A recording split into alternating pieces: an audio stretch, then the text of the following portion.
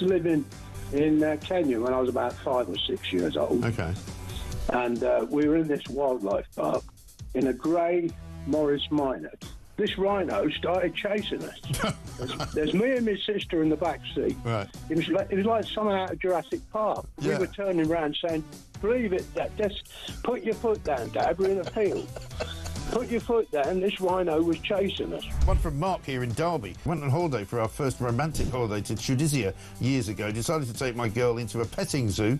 I got a bag of food to feed the animals. A giant goat then went for me, putting its front legs over my shoulders and proceeding to headbutt me over a fence into one of the pens, covering me in the food and making my nose bleed. I got out of the pen, then the goat and all his mates attacked me again, sending me running and screaming like a girl out of the zoo, with my girlfriend rolling with laughter on the floor. A tarantula climbed up the bottom of the bed on the sheet. Yeah. And it walked all the way up.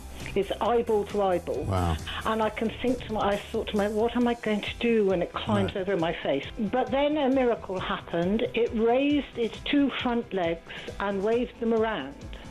And then it turned around and walked down the side of the sheet. Boris Johnson been attacked by an ostrich. The former PM was enjoying a safari trip with his family when the bird leaned into his car and went oi oi and pecked his hand. In footage shared online, he quickly jerked from the ostrich. Don't dirty minds away from the ostrich, and shouted, "Oh, cripes, get hell," before driving off. And so I just set it out there. Have you been attacked by an animal? When I was about 7, says Trevor Jenkins, on holiday in Spain in the 70s, a monkey pulled my long hair. It was long because it was the 70s. I was in floods of tears. And as the family car drove out the car park, an elephant ripped off the car mirror. We got the message. Spanish animals aren't to be trusted. Jeremy, Brittany here from the United States. I was spurred by a rooster in my right foot a few years ago. Spurred? How do you get spurred by a rooster? One here from Dan in Hampshire. Morning, Mike. As an Aussie that has been dive-bombed by our version of the magpie, which is much bigger, every springtime, the folk in this village need to use the old Aussie trick to stop being swooped. You have to wear an ice cream tub on your head with eyes drawn on the back so they think you're watching them. True story.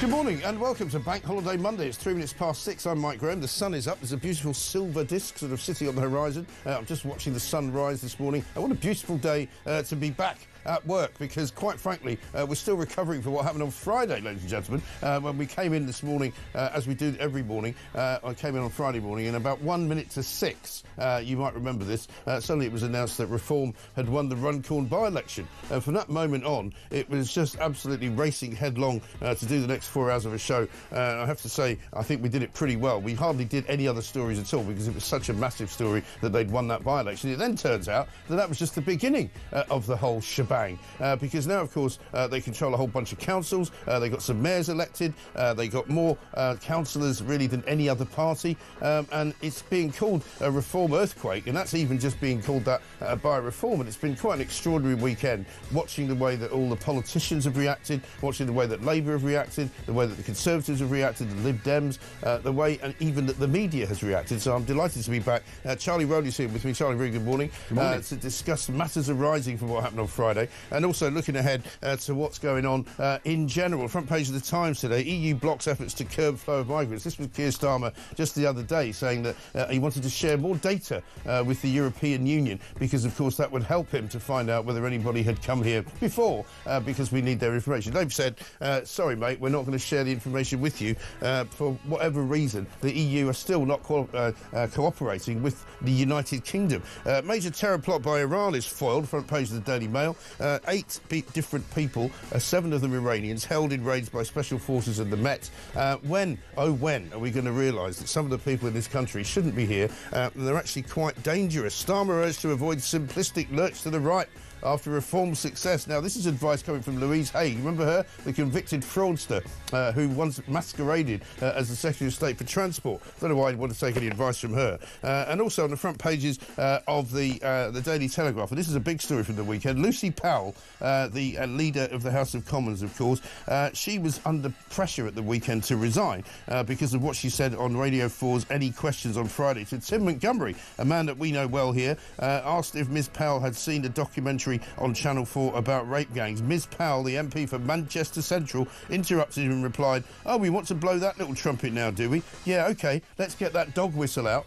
Revealing exactly what the Labour government and every senior Labour politician thinks about the grooming gangs. It's why they don't want to do an inquiry into it, because they don't really care. It's as simple as that. We'll be getting stuck into that. Plus, Prince Harry, what is he up to? I mean, he gave an interview on Friday afternoon that the BBC was so happy about because it meant they could stop covering the reform earthquake and start covering the royal family instead. Same goes for Sky. They were literally drooling at the prospect of it. We'll be covering all of it, of course, here, because we are, without fear or favour, the only place where common sense prevails, where you get the truth, the whole truth, and nothing but the truth. It's Morning Glory. Let's get it on. It's great to be the protector of the truth here. Charlie Rowley, very good morning to you. I have to say, I was absolutely hilariously chuckling away at the BBC and Sky, who obviously clearly hated covering the reform victory on Friday. And suddenly Prince Harry drops in their lap and they went, "Oh, great, we can do the royal family instead, and we can completely ignore Nigel Farage as if he doesn't exist." However, the weekend has been absolutely kind of punctuated almost every hour by another reform story. Zia Youssef was on the rounds yesterday. You know, Nigel Farage has been giving interview after interview. They're all on the ropes, aren't they? Every single political party, apart from Reform, literally don't know what to do.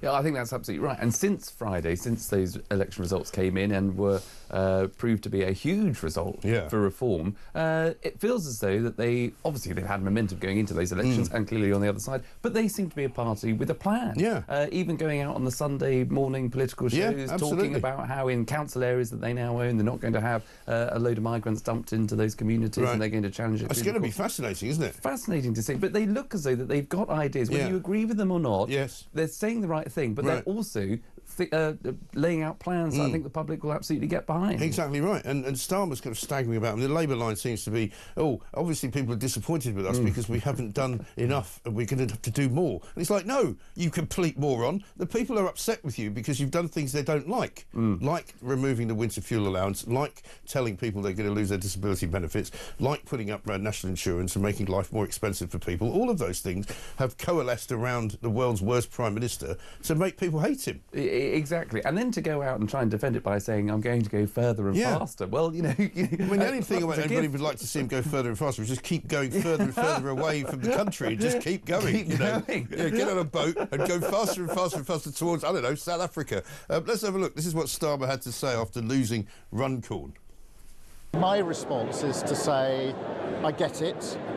We were elected into government at the general election last year to deliver change. We've started that work. Waiting lists are coming down, wages are going up, interest rates are down. That's all good for working people. But the message I take out of these results is that we need to go further and faster with change. People need to see and feel that change.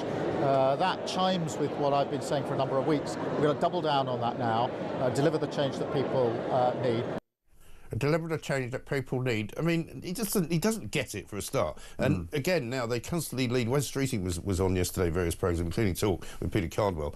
They keep going on about the waiting list being down. They're not down. They keep moving people off them and they keep cancelling appointments. Another friend of mine told me over the weekend, had an appointment for next week, when waiting about 6 months for it, and it's just been cancelled. You know, this is what's going on in the real world. And every time we mention waiting lists, we get more information from the ordinary people in this country who can see what's going on. The NHS is in decline. It's not getting better at all. It's actually getting worse. Yeah, I think that's right. And the one thing that the public don't want to see is even more money pumped in to the NHS when it's not being efficient enough, when it's not delivering on what it should be doing, when actually, I mean, as Rob Jenrick, to his credit, one of the only Tories that seem to be out and about trying to save the Tory Well, we saw party. Kemi Badenoch yesterday knocking around, but I mean, she didn't really have much to say for herself. No, and I think, look, people want to see, and there's some, mumblings in some of the pages of the papers about, will she carry on, or can she carry on, can she lead the party, or, she needs to sort of G up the shadow cabinet again to sort of make them a fighting force for a turn. But, it's facts like, I've heard Rob Jemerick say it a few times that,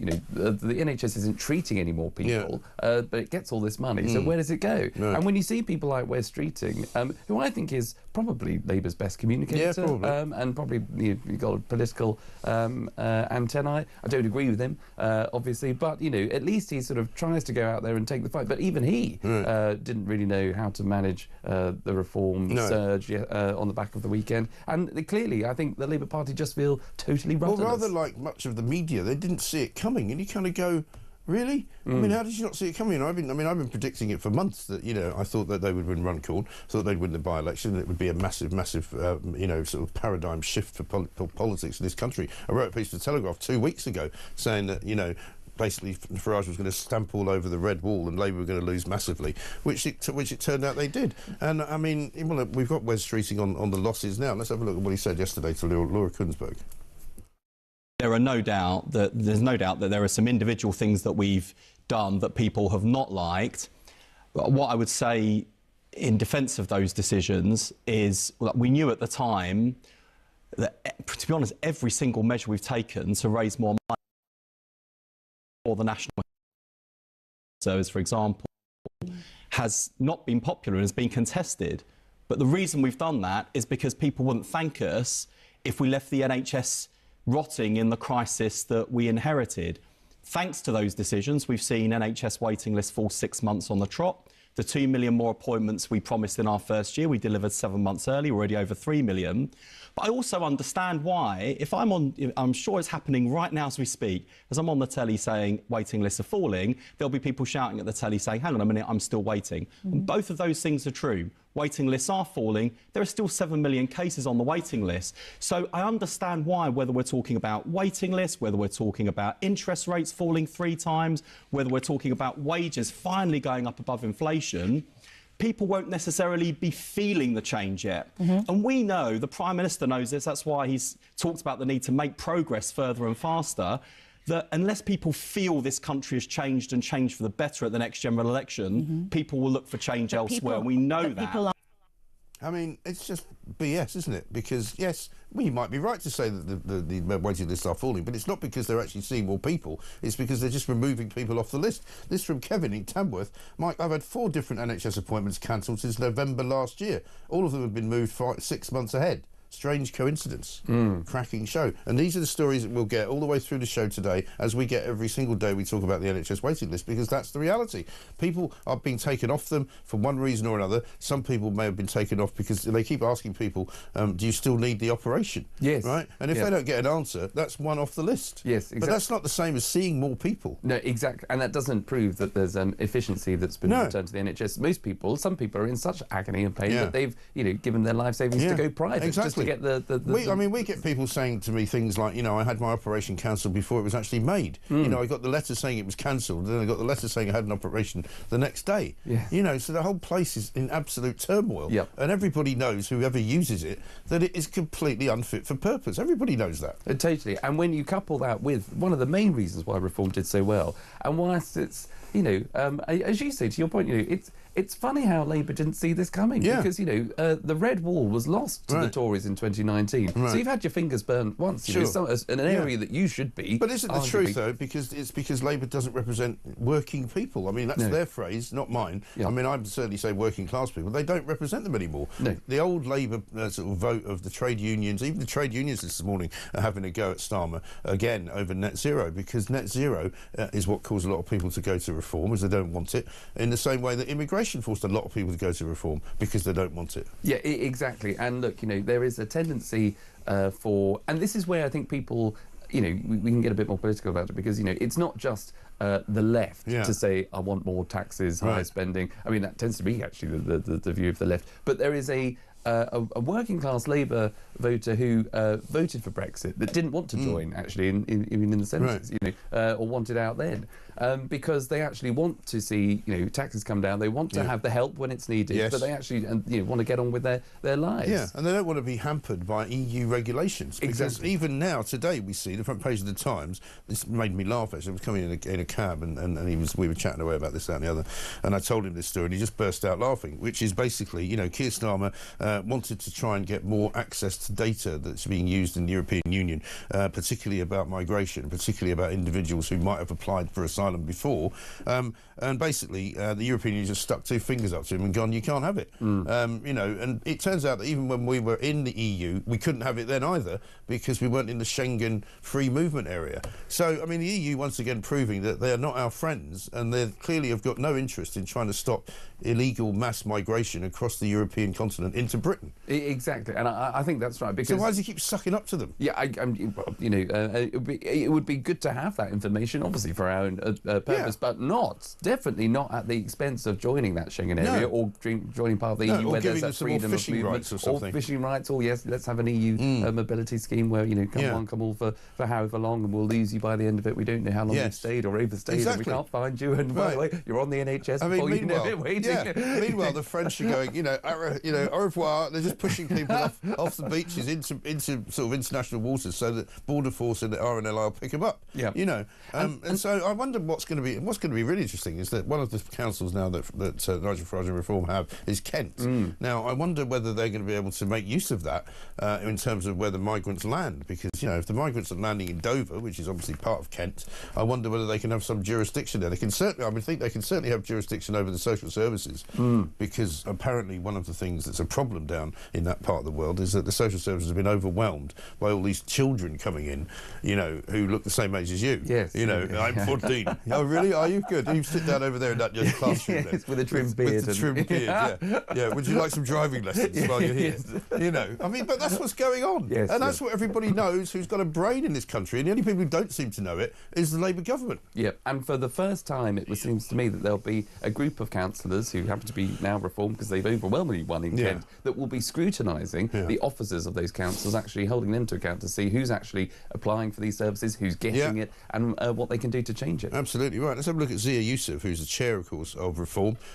He's talking about migrant hotels with Laura Kunsberg. Having asylum hotels in their communities. This has caused a lot of concern to many people, but you've told them that you will reject migrants going from the council areas that you now control.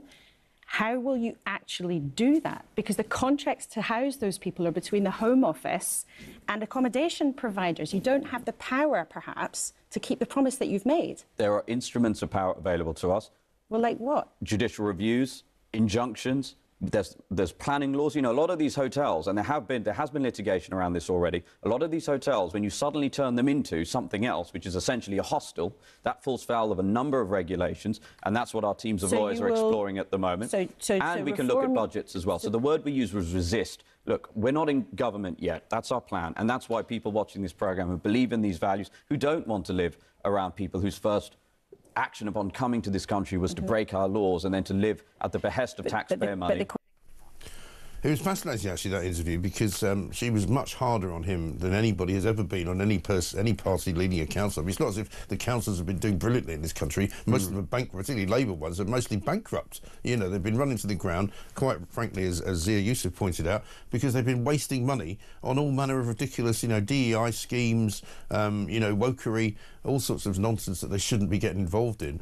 And they've never faced any kind of level of scrutiny from the media, as far as I can see. Yeah, and I think this is a problem for Reform, because I think they're going to, because they have won so overwhelmingly, and it kind of got missed or wasn't reported on by the BBC and Sky and the likes of others. I think the problem that Reform will face is that they will get this scrutiny. It will be probably more scrutiny and a harsher questioning.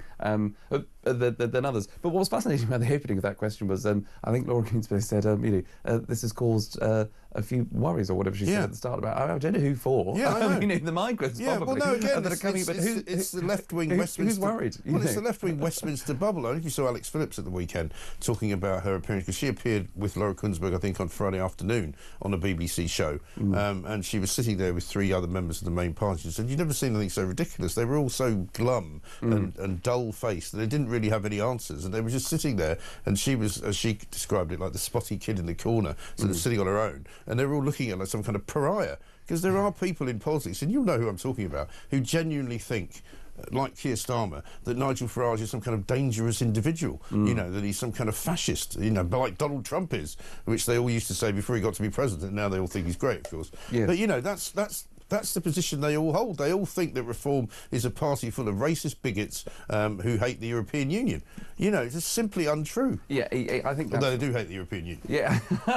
And I think that, the one thing that I would say is that, even though, again, whether you agree with Reform or don't, or you don't like them to the hill, for the first time ever, whether it's running a council, whether it's being in government, it looks as though Reform have got a plan. So even just that one about the hotels and trying to bring in injunctions or bring in whatever ZUs have just set out there, for the first time, the clapped-out Tory party that have been running these councils for years clearly didn't come up with that idea, or they didn't have the energy or the resource to go and do it, or didn't have the will or the want to go and do it. Labour clearly have totally, they got rid of our national deterrent on day one. So, this is about a party come in to say, look, we might not get it right and we might not be able to achieve, but look, we're going to pull up our sleeves, pull our socks up, roll up our sleeves, and actually try and get it. And millions of people have voted for them, which is the other bit that they can't get. They were putting out, even into the last minute, putting out, sort of things on Twitter, tweets saying, we must stop Reform, we must stop these people getting into power, they're dangerous and all that. And pictures of Putin with Farage,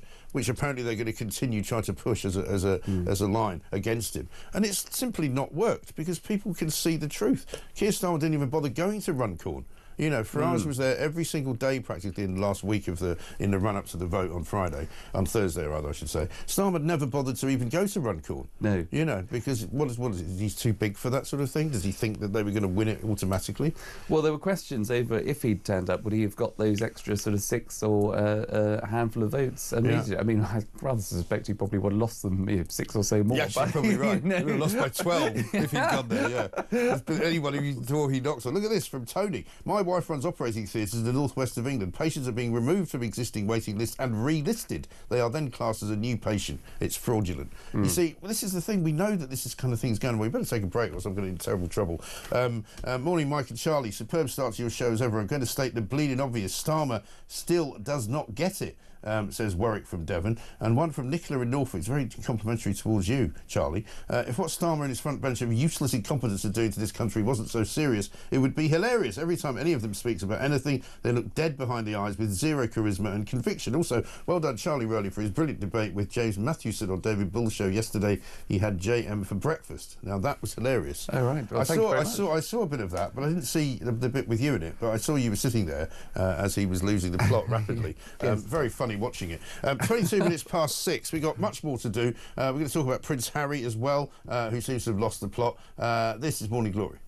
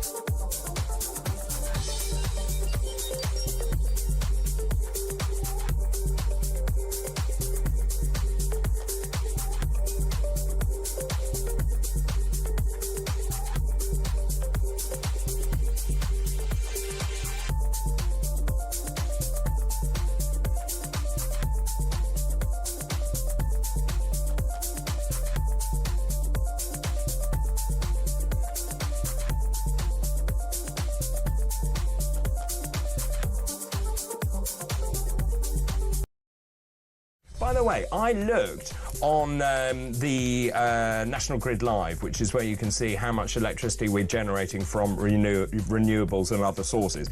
Now, the other day, when it was absolutely roastingly sunny, we were still using 60% of our energy was coming from nuclear.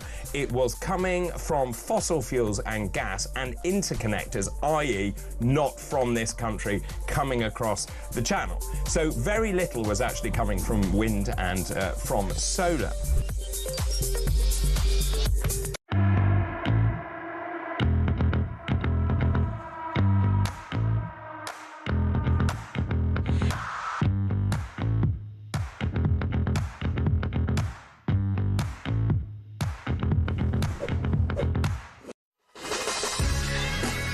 Welcome back to Morning Glory. I'm Mike Graham. This, of course, is the home of common sense. It might be Bank Holiday Monday, but we are here with absolutely no problem whatsoever. Charlie Rowley's here with me as well. I've got some news for you, though, on the front of... because it's VE Day week, right? There's a VE Day parade today. A fly past over Buckingham Palace, don't you know, which would be very nice. They usually go right past this building. But we'll be speaking to Alicia Fitzgerald, who's available for us down at Buckingham Palace and later on in the show. Basically, there's going to be a military procession by 1,300 members of the armed forces starting in Parliament Square. So lots of things going on today which we'll keep you abreast of. Let's talk about Kemi as well for a moment. She appeared on Laura Kuenssberg yesterday and this is what she had to say about Nigel Farage. Do you think it's feasible that Nigel Farage could be the next Prime Minister? As I've said, anything is feasible. Anthony Albanese said, you know, people were writing him off. He's just won a landslide. But my job is to make sure that he does not become Prime Minister because he does not have the answers to the problems the country is facing. How do we increase productivity? What is the plan to improve our environment while dealing with climate change? How do we make sure that we can deal with an ageing society, people not having enough children? Immigration, a big issue. His answer is to have another minister. We have two ministers who are dealing with that. Those are not serious solutions. Do you think people should have more children? I do, but that's a personal choice. But we have to look at the demographics of our country. We cannot solve it with immigration. It is making things worse. It's making us all poorer, and none of the problems are being fixed. And, of course, over the weekend, the Telegraph were reporting that shock horror, as everybody knew, and as we've been saying for years and years and years, so many of the illegal migrants end up working in the food delivery business. They can make 500 quid a week, and they can get themselves a moped that doesn't have to be insured, doesn't have to be licensed, doesn't have to have anything on it apart from an L plate, and suddenly they can, you know, make the money that they then pay back to the gangs who got them here in the first place. The whole thing's a racket. Everybody knows it's a racket. And, you know, I don't understand why the government doesn't get it.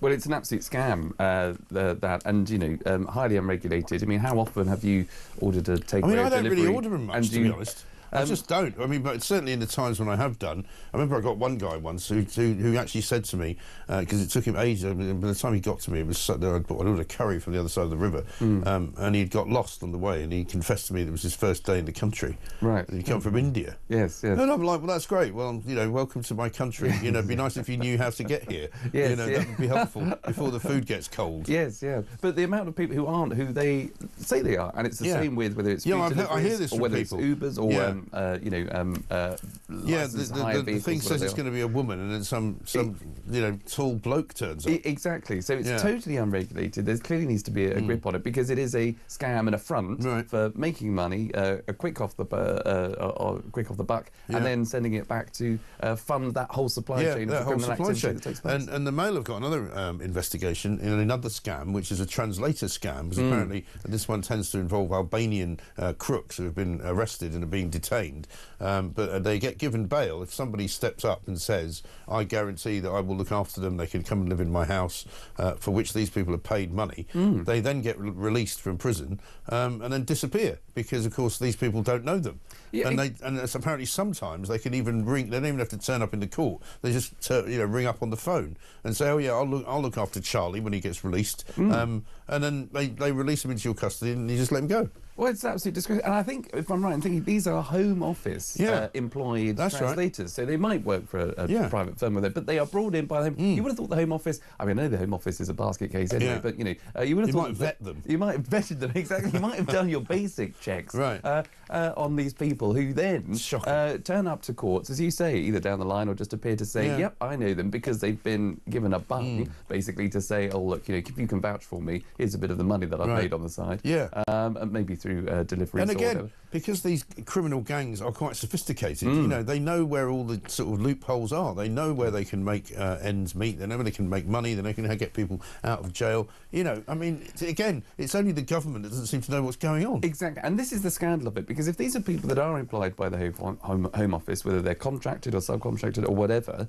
the idea that that's going on, and this government still refuses and rejects a national inquiry when it comes to the rape gang scandal, because local authorities, and whether you're officers or whether you're councillors or whether you were the local police or whether whoever you were might have known about it but didn't say anything, but yet the government doesn't want to know because they don't want to find out the facts at a national level, but yet at a national level they're employing people to go and vouch for migrants. It's an absolute disgrace. It is. It's a travesty. I'm glad you brought up the rape gangs, because that moves us on to Lucy Powell, a senior Labour cabinet minister, right, who of course has been with the party for a long time. She's also the MP for Manchester Central, and when she was on an episode of BBC Radio 4's Any Questions on Friday, this is what she had to say for herself. Can you imagine?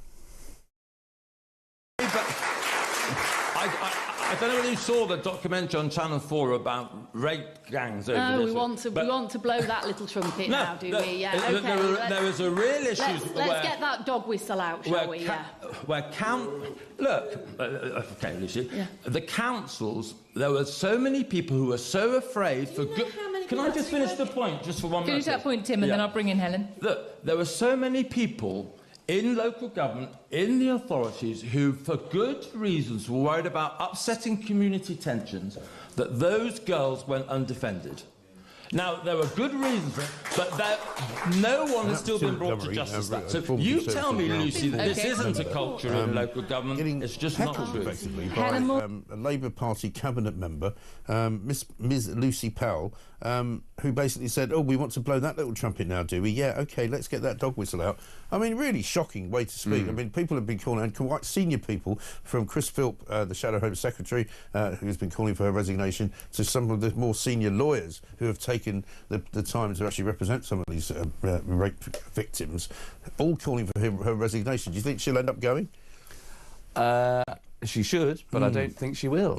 If I was number 10, I would have suggested that she faces the music and faces the cameras to give, to give her the benefit of the doubt, which is not something I don't think she deserves the benefit of the doubt. I don't think she does, but if you were trying to secure and shore up her position because you don't want to lose a cabinet minister so soon after the local elections, you would ask her to go out, face the music, explain exactly what you meant, and apologise profusely and restate your position and how much you care about it. But clearly the moment's gone, because she articulated not just her view, but I think the view of the whole Labour government. Well, that's what she gave away. And, of course, she's been criticised very heavily this morning in the Telegraph.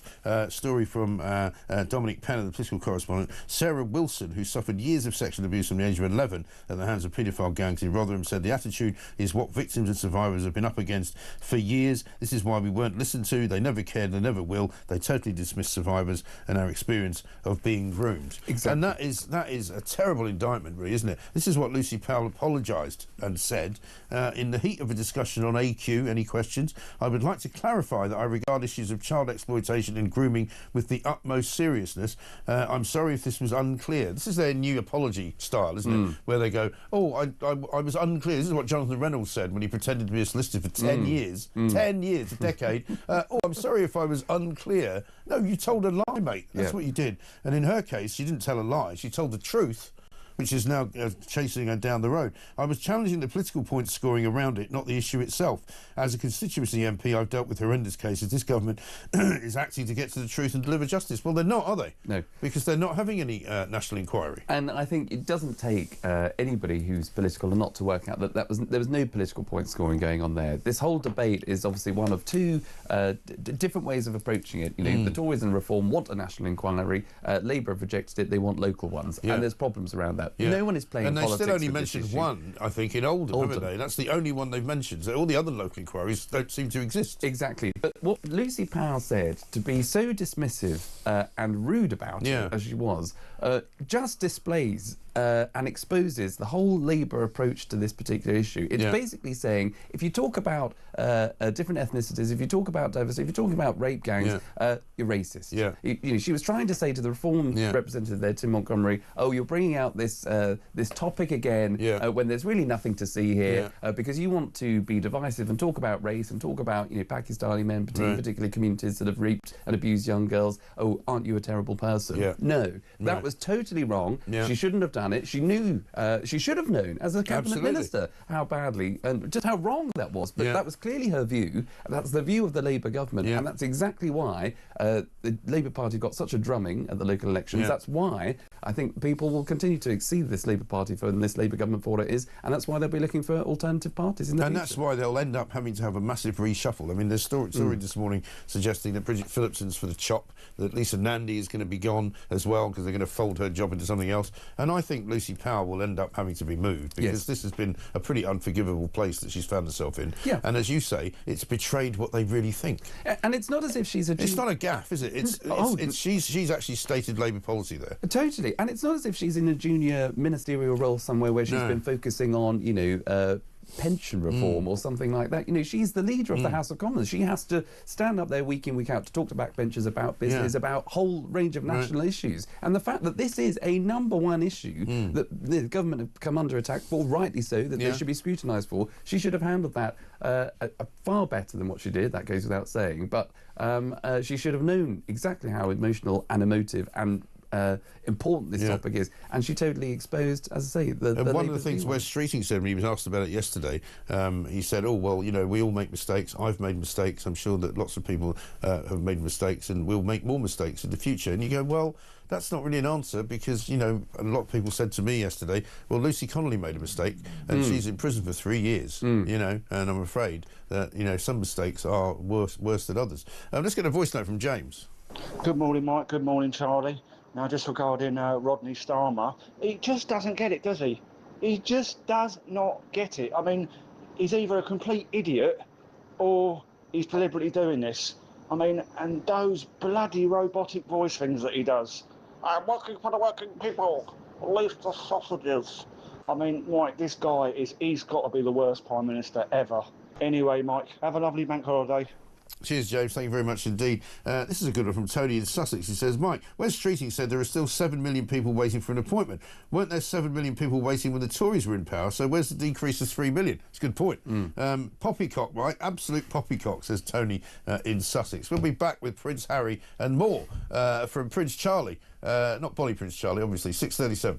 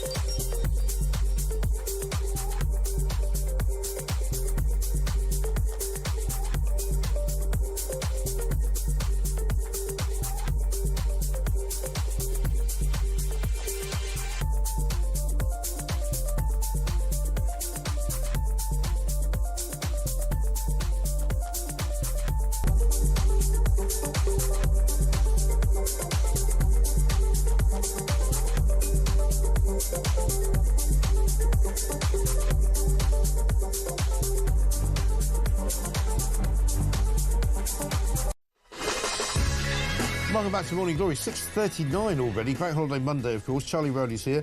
Dave in Colne says, morning, Mike. Kemi doesn't think Farage will be Prime Minister because he doesn't have a plan. The same reason she won't be leader at the next election. Yeah, well, I mean, she's talking about a plan, but the plan's not apparently quite ready yet. Let's have a little move over to something slightly less political.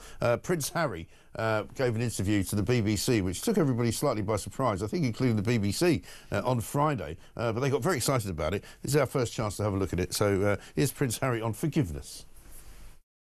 Relationship has changed with the UK. Do you feel let down by your country?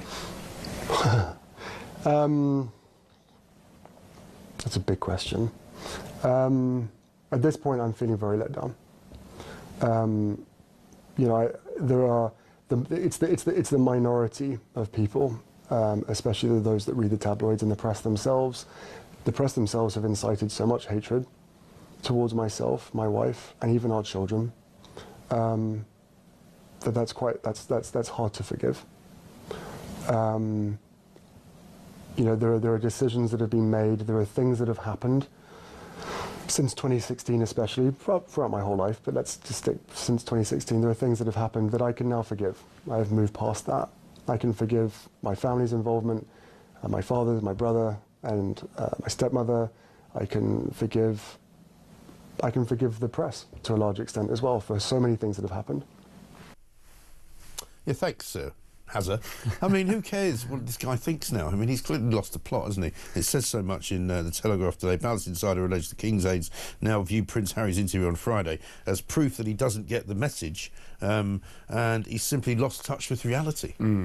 Yeah, and it's, you know, it is sad to see, you know, when someone's grown up in the public eye in the way that he has, just to be basically a boy trapped in, you know, that man's body and thinking that he's the victim, come what may. Clearly he has done nothing wrong by writing a book criticising his family and accusing them. Which wasn't just about criticising his family. It was about sort of betraying trust. Yeah. It was about betraying, you know, confidences, things that he'd been told in the quiet bosom of his own family, that he just put out there for everybody to see. And that's why I think saying, oh, you know, he doesn't talk to his dad or his dad won't talk to him. Well, your dad might not talk to you because he doesn't want those conversations appearing on the front pages of national newspapers. That's very much the case. Because you're run to the media, as you have done for the last few years, to exploit your own position and to try and win over sympathy back. But the whole debate about his security, you know, saying, oh, I can't come to the UK and, you know, it's everyone else's fault because if anything happens to me and my kids, you know, on the head of the state will be... Well, no, you're not a working royal. No. You chose to leave. Exactly. And he was told in no uncertain terms by, you know, his family that if you do leave, then you will lose this protection. You won't have it. And what's funny is that, I mean, because I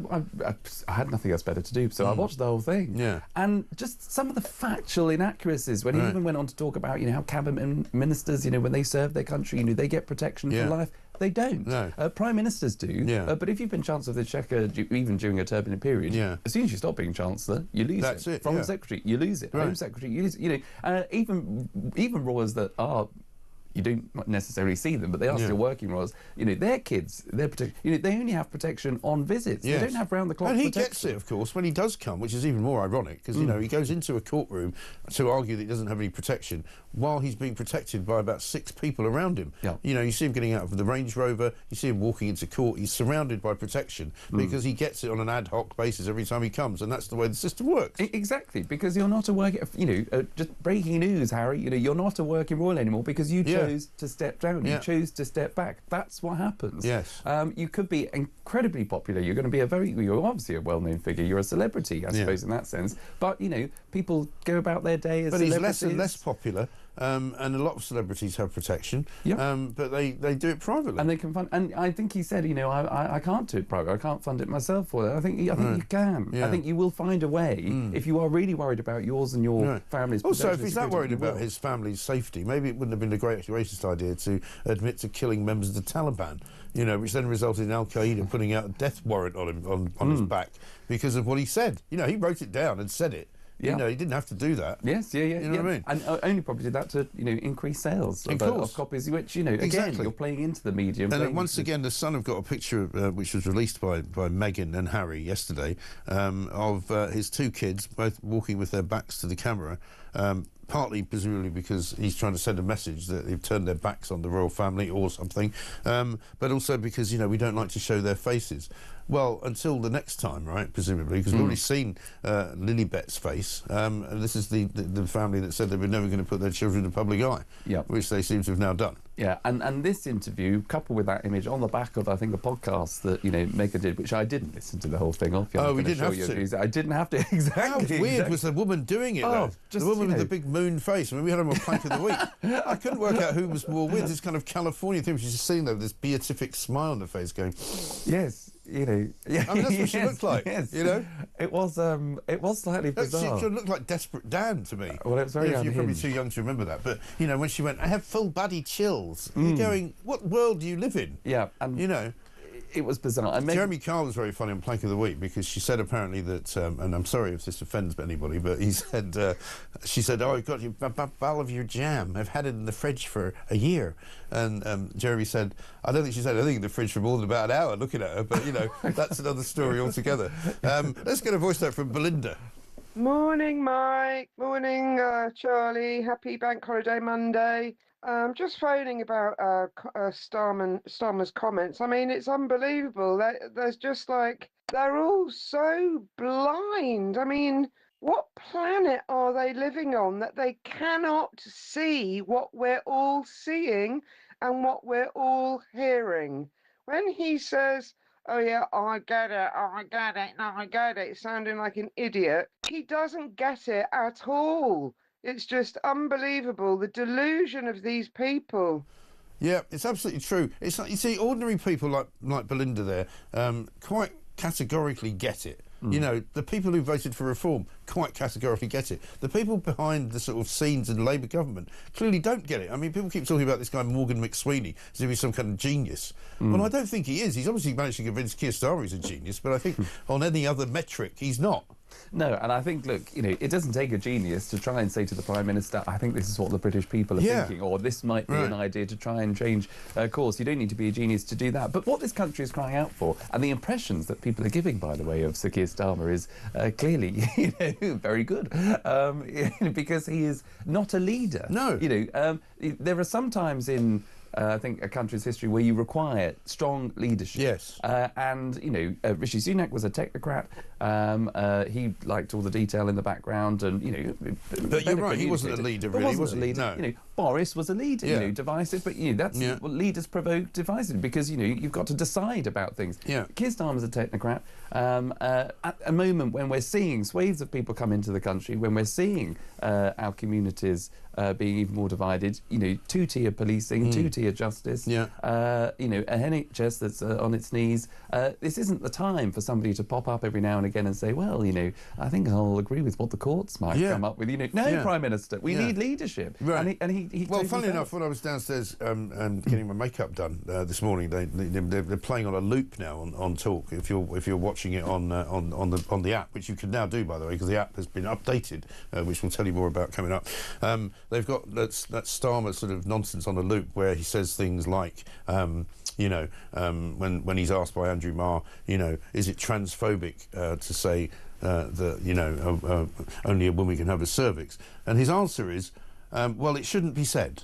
And you go, well, what do you mean it shouldn't be said? What does that even mean? You're now trying to curtail people's speech in case it offends somebody. It's nonsensical. Yes. And when he doesn't want, he doesn't want to debate with other broadcasters who've asked him the question. I don't want to get into that debate about what is a woman. Or why not? Why can't you define it? He still has never actually uttered the words, a trans woman is not a woman. He hasn't actually said that, even though the Supreme Court have said to him that is the law. Yes, yeah. And again, because I think it's in the back of his mind, without trying to offend anyone, he actually probably goes on to offend everyone. He does. Or trying to protect a very, very small group of people who I do sympathise with. There are trans people. They do exist. Obviously they do. And I think actually they've probably had a harder life than most people. If you feel as though you've been born into the wrong body, that's fine. You need all the help and love and support to go and live your life as freely and make as best a contribution as you can. However, over 50% of the population in this country are women that want single-sex spaces, that want those spaces to be protected, because there have been people that have identified as trans, who are not, who are men, that go into those spaces and abuse that, and abuse women, and attack women. That's why the protections for women should be in place. Now, if you can't understand that, then that's your problem. But that is not a group of people that we should be worrying about. No. But having that definitive ruling to say this is the single space for women, this is the single space for men, and by the way, if you are trans, you shouldn't be competing in sports that, where it gives you a competitive advantage. Why we needed a ruling on that, I don't know. I know, it's another but it's episode of madness. But it's as clear as that is the common sense that has been missing. And when you have a Prime Minister that can't, even grasp that. You can't see it, no. Yeah, can't see is there? He should ask J.K. Rowling, because she's in the papers again today, page 23, because of those ridiculous statements being issued by some of the former Harry Potter stars, Emma Watson in particular, who basically said, to the person who said they like me best when I'm not ranting about politics, I like me best when I'm not ignoring fascism. So she's now declared that basically J.K. Rowling is a fascist. The woman who created her role for her, the woman who made her into a multi-millionaire. I don't remember Emma Watson being in anything else, do you? I mean, she's only ever really been in Harry Potter. She'll probably say, oh, I've got a whole body of work. Yeah, but nobody knows anything about it. You've only ever been, Hermione in Harry Potter. And that's what she's famous for. And she's now turned on J.K. Rowling because she thinks she's a fascist because she protects women's rights. I mean, what on earth is the space that she's occupying? Yeah, and I think that is a testament to the way in which, Emma's generation of people that have been all consumed by this wokery, that have lost touch with reality, and that's why, because they weren't open-minded enough to see the wood through the trees or to see actually they just went along with the crowd. They've gone along with the crowd, they've been swept up in it for far too long, and that's why they are so surprised that when there's this pushback, and actually when reform actually starts to do well in the polls, as they have done at the local elections, they can't understand why, because they've been blinded by and swept up in this woke nonsense. Yeah, absolute madness. Voice note from Andy on illegal delivery drivers. Morning, Mike. Andy in Portsmouth here. The food delivery business that you're referring to for the migrants, etc., you're bang on point there. There are so many doing it, and there's so many that shouldn't be doing it. And when you say they can earn 500 quid a week, Mike, it's more than that. It's probably more like 1,000 quid a week, to be honest with you. It's out there if you want to earn it, and let's be honest, they're out there all the time. It's a sad old state of affairs. People like me, you've been doing it for like 6 years, because I was forced into it when COVID struck. I pays my taxes, I pays for my proper insurance, etc. Why should they all get away with it when I don't? But there you go.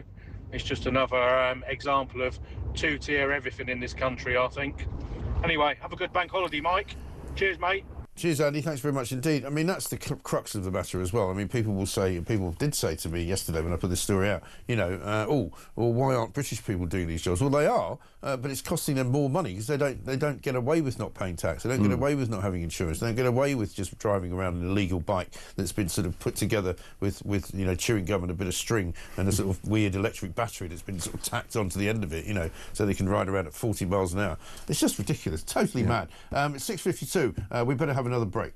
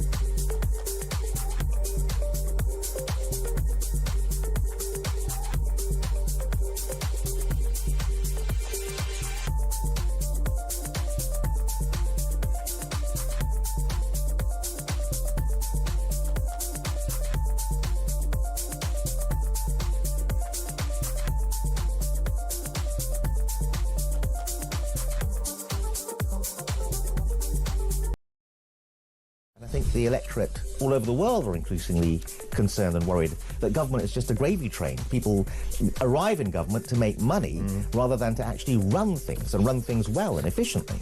But how much more evidence do you need as a government to actually realise this is a problem for the electorate? They are saying we have huge problems with grooming gangs in this country. The government has dropped the national inquiry into those grooming gangs because they are frightened of the feedback or the kickback that they'll get.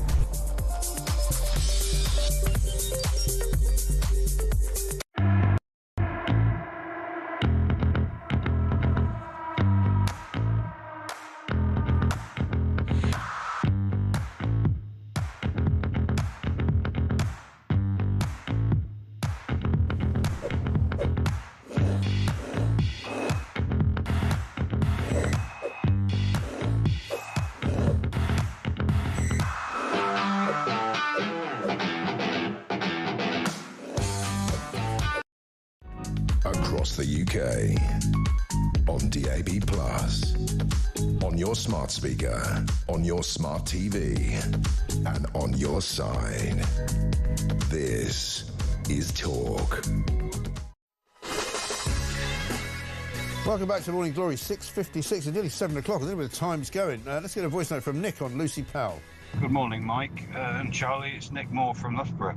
I wholeheartedly agree with Charlie that Lucy Powell's comments showed how dismissive the Labour Party are and the government are of the child grooming gangs.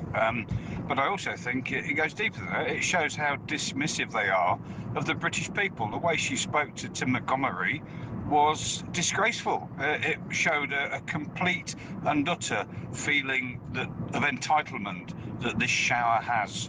It's time they went. Have a good day, Mike. Bye.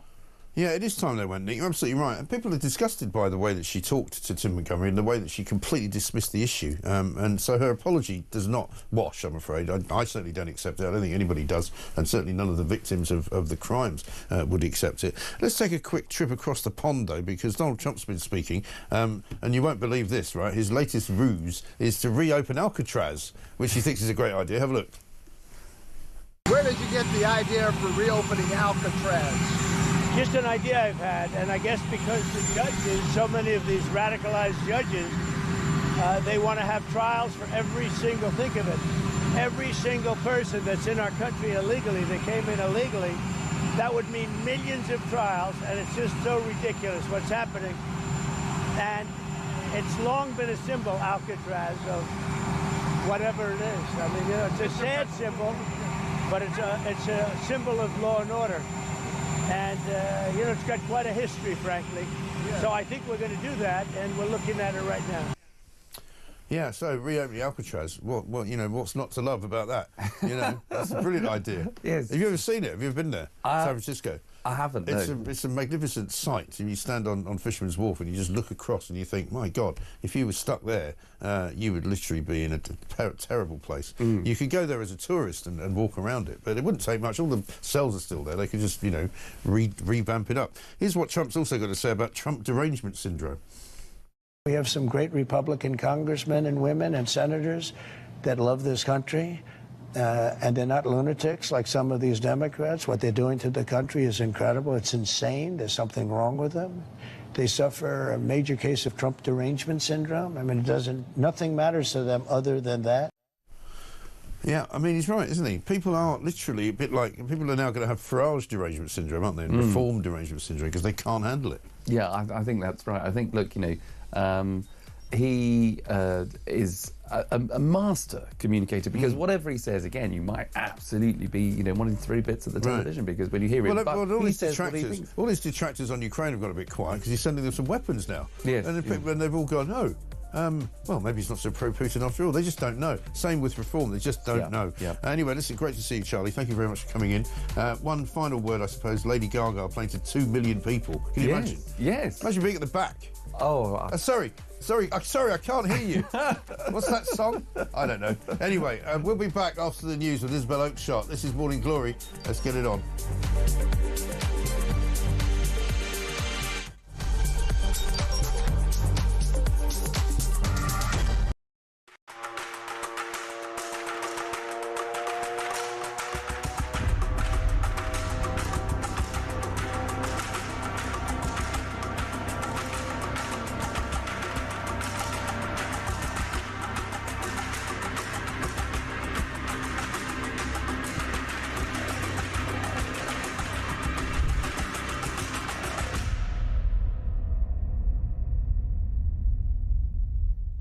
you said you don't like Polish people and you don't trust them. That's not what I said. Yes, that's what you said. No. You must have misheard me. I like Polish people a lot. Christ me, I never heard of this from you. I've heard this on the radio. Okay. Well, I'll tell you what. Do you want to have a listen? Have a listen to what I said. Okay. Listen to this. Yes. I don't like Poles. I wasn't talking about Polish people. Yes. I was talking about polls. You know, when you do a poll to find out what people think. You know, like they say 55% of people vote Remain, 45% vote Leave. That's a poll. I wasn't talking about... but later on you said you don't trust them, so you don't... I don't trust them. No, that's true. I don't trust Poles, and I don't like Poles because I don't trust them. But that's not Polish people. No, that's what I thought. That's what I pick up. Oh, I'm terribly sorry. Listen, well, I would never say anything like that. No, so in this case, I never learned English. No, listen, it's fine. It's absolutely fine. I'm very glad you called in because I wouldn't want you walking around thinking that Mike Graham is a horrible bigot. He doesn't like Polish people. No, I was thinking, what the hell? What's going on here? Actually, I'm actually back and explain a few things.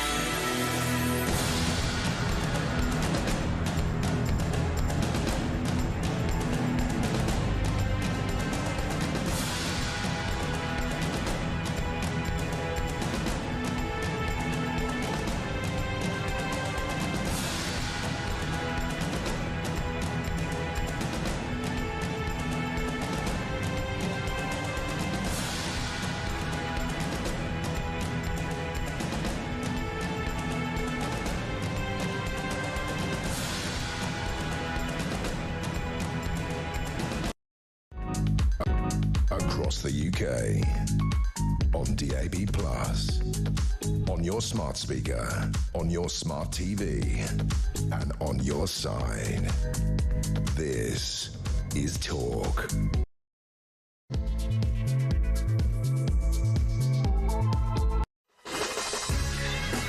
Welcome back to Morning Glory. Coming up to 3 minutes past 7. It is, of course, the beginning of VE Day week. That happens actually on Thursday, but there's a flypast today. If you happen to be anywhere near London, you might be able to see it. If you wish to stand around by the river, you'll definitely see it. I presume it's the Red Arrows and some other very interesting old planes is what they usually do. And, of course, there'll be a military march as well. And all this week there will be VE Day celebrations. It's the 80th anniversary, of course. And the royal family have basically come out and said, we will not take any more distractions after Prince Harry's rather ludicrous interview that he gave on Friday. The one thing you can know is that you couldn't believe the joy on the faces of all the executives and the journalists at the BBC and at Sky, because they couldn't wait to stop reporting on the reform revolution, the fact that the turquoise wave had completely swept through all of England, whereby so many council seats were gone for reform. They won the Runcorn by-election. We're going to speak to Isabel Oakeshott in a moment. She was here on Friday all the way through the day because after this show finished at 10 o'clock, when we knew they'd won the Runcorn by-election, it was an absolute tsunami of reform votes, putting all manner of councillors into place, putting many councils in charge now of reform, and of course getting some mayors in up and down the country as well. We'll talk more about that as we go. Also, we'll be talking about the state of the Labour government. We've got Lucy Powell under the cosh, lots of people calling for her resignation after her dreadful intervention on Tim Montgomery at BBC's Any Questions. There's talk of various different cabinet ministers also facing the axe, Bridget Phillipson and Lisa Nandy amongst them. Also, we're going to be telling you all about the stories that we know are going on in the migration business. There's now a scam from the Home Office with translators. That's been revealed by the Daily Mail. We also know that the people driving around on mopeds and scooters delivering food, certainly in the capital city and in other parts of the country, are illegal migrants who are doing it without really any licences, without any insurance, making an absolute fortune. Let's get a voice note from Hev. Morning, Mike. Good show as usual. Heaven Kent here. Just want to say, right, I'm getting a little bit fed up with people saying about Starmer not getting it. He does get it. He does understand where the people are coming from because he says what they want to hear half the time. or most of the time, but he just doesn't do it. He just doesn't actually tell you exactly what he thinks. And as far as Harry's concerned, he's just arrogant, ignorant, and I think both of them come into the same category. I think you're absolutely right. I guess the difference is Harry doesn't sound like a robot, but he obviously is one. It's 5 minutes past 7. I'm Mike Graham. This is Morning Glory. Let's get it on.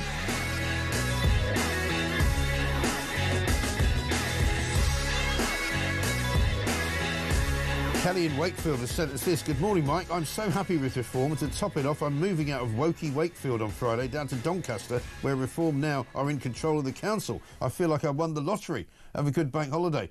Morning, says Mike in Newcastle. I must disagree with you. Starmer is a leader. He's leading us to disaster. Well, I mean, I think there are even people in his own party that think he's not long for this planet because he's so hopeless and he gets it so wrong. And the reason that so many people voted for Reform, everybody could see it coming. Everybody could see it happening. I mean, I think the scale of it was surprising, even to Isabel Oakeshott and perhaps to even to me. But we could see it and they couldn't, which I find staggering. Isabel, very good morning to you. Good morning. I mean, funnily enough, Keir Starmer being so hopeless is one of the more significant threats to the possibility of a Reform government, because if Labour actually wake up to the obvious, what's so obvious to the rest of us, which is that this guy is utterly unelectable next time round, and they actually put in someone rather better to lead the party, then maybe, just maybe, the Labour Party's fortunes will begin to pick up. But one comes back to a few basic fundamental facts, which is that Labour doesn't really care about mass uncontrolled immigration. We know this, because they have no solution for it and have never really convincingly said that they want to bring it down. So they're not going to tackle that. They're not going to stop the boats, and they're not going to leave the ECHR. And they're also, most of them, very, very signed up to net zero. And these are the reasons, not actually potholes, although we could come to them, that people said on the doorstep that they were voting for Reform. Yeah, but what's going to be interesting is what Reform now does. I mean, I thought Zia Youssef performed very well yesterday on the various places that he was being interviewed, being given the most unusual scrutiny for local council sort of subjects that I've ever seen on Laura Kunsberg's show, when she suddenly said, yes, but how are you going to do all these things? What are you going to do? How are you going to stop these migrants from coming into your now council-run areas? Because I think Kent is going to be a case in point. It's going to be fascinating to see what Reform does, and if they are going to have any success in those places by just saying no to the central government offers of migrants in hotels. I thought the point that he made, which I'll play in a second, about how changing the purpose of some of these hotels might actually be a breach of their licence in some way. Yeah, so I think Zia Youssef, as you say, faced very forensic questioning, and to his credit, actually had some quite specific answers. Which is impressive given that all this is pretty new. And I can tell you that over the weekend, an awful lot of thought has been going into what exactly can Reform do with their new powers in these councils to kind of turn these councils into templates of how a Reform government would manage things. So it's a real test for the party. It's, of course, everybody at the top of the party recognises it's no good shouting from the rooftops about how dreadful everything is and how hopeless and incompetent everyone is, if when you get your hands on some power, you also prove to be as incompetent. Yeah. So, there is no doubting the level of pressure and scrutiny that these Reform-run councils will be under. But equally, the party leadership, I know, is determined to do as much radical stuff as they can. And that's going to be a question of exploring how far can you push some of these powers? What can you do within some of these powers? For example, can you use perhaps health and safety legislation? I think most people in Reform don't much like health and safety legislation, but could it be useful in terms of the designation of properties as safe or not safe for mass accommodation for asylum seekers, just an example. Yeah. So there may well be things in the planning system or other parts of what local councils control that can be used to actually thwart some of this stuff. Yeah, and of course the Labour government will be in great support of them using their devolved powers, because we know from just before the local elections were held that the Labour government said they were very much in favour of devolution. That's why they're rearranging some of the local authorities in other places which will vote next year, where they can get another kicking from reform. But let's just have a look at what Zia Youssef had to say about this. Having asylum hotels in their communities. This has caused a lot of concern to many people, but you've told them that you will reject migrants going from the council areas that you now control. How will you actually do that? Because the contracts to house those people are between the Home Office and accommodation providers. You don't have the power, perhaps, to keep the promise that you've made. There are instruments of power available to us. Well, like what? Judicial reviews, injunctions. There's planning laws. You know, a lot of these hotels, and there has been litigation around this already. A lot of these hotels, when you suddenly turn them into something else, which is essentially a hostel, that falls foul of a number of regulations, and that's what our teams of lawyers are exploring at the moment. And we can look at budgets as well. So the word we used was resist. Look, we're not in government yet. That's our plan, and that's why people watching this programme who believe in these values, who don't want to live around people whose first action upon coming to this country was to break our laws and then to live at the behest of taxpayer money. And Laura Kunsberg, you know, confronted by actual facts, didn't really have much of a comeback to that, did she?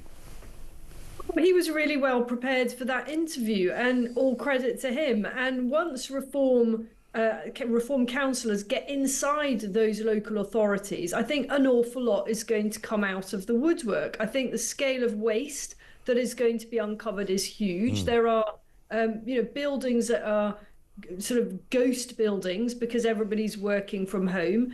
Huge amounts of money being spent on pointless DEI type initiatives. Yeah. And crucially, social services buckling, particularly in Kent, and I've covered this for Talk actually, buckling under the strain of so-called children coming over in the across the channel in these inflatables. And one of the things that those who've learned to game the system do is pretend that they're a child and then refuse to undertake any of the tests that could easily ascertain whether or not they really are actually 16 or whether in fact they're more like 26.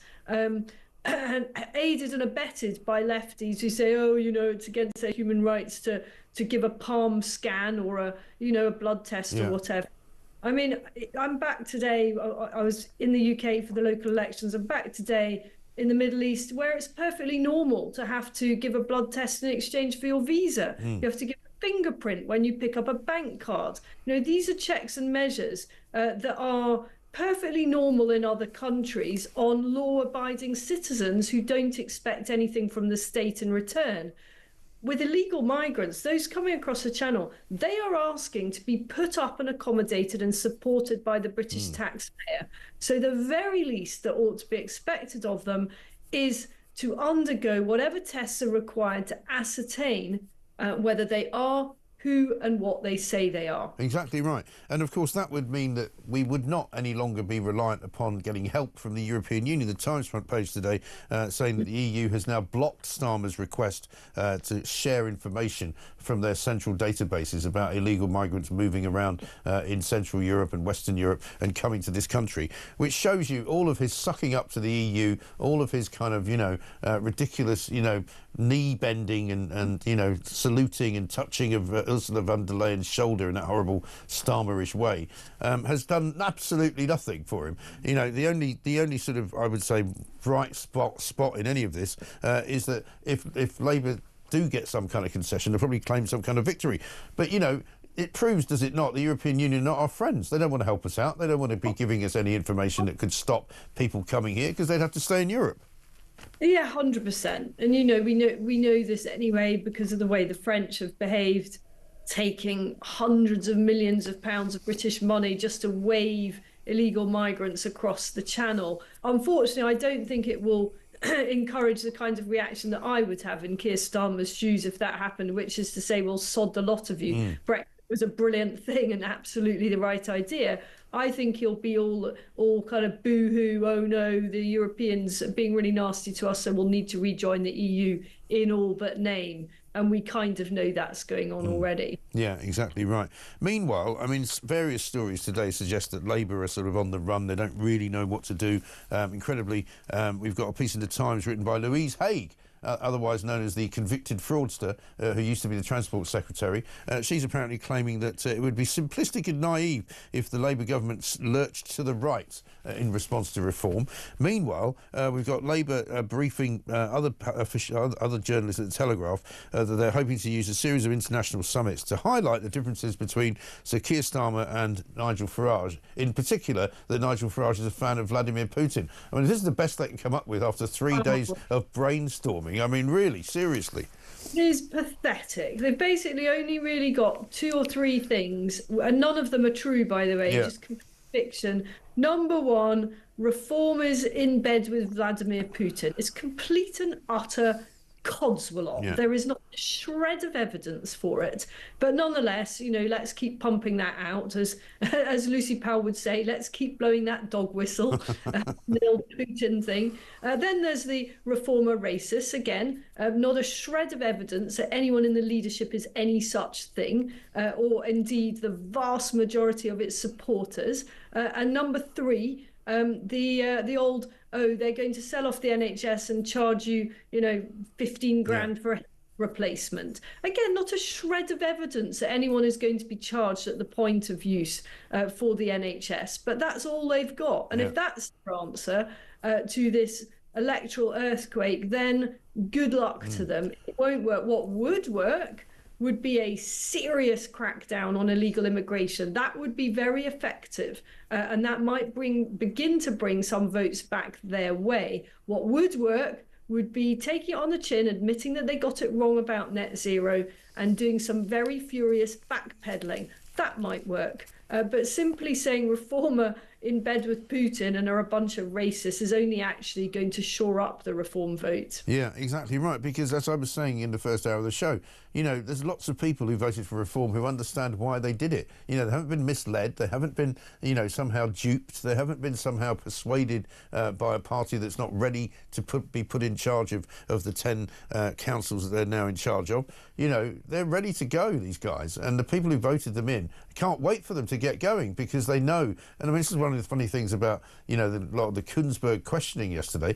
I mean, it's not as if the councils have been well run. There's a reason why people are fed up with them. It's because they've been run into the ground.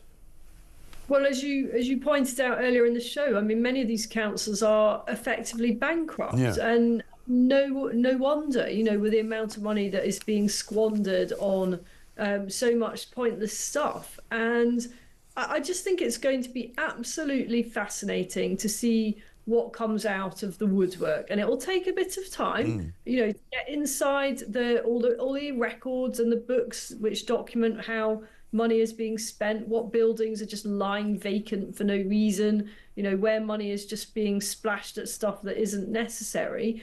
So I don't know how long that takes, maybe 2 or 3 months. And then you start to get to grips with scrapping as much of it as you can within the law and trying to work out where the law could be challenged. Yeah, and that is interesting about Kent in particular. We'll just finish on this because I don't know whether you know what the parameters are of how much a council can do. I mean, you mentioned the business of social services. I mean, I know for a fact, certainly years ago, that in terms of the social services department of Dover in Kent, they would count children up to the age of 23 coming in as illegal migrants. But I mean, are they physically capable of doing anything other than looking at the social services?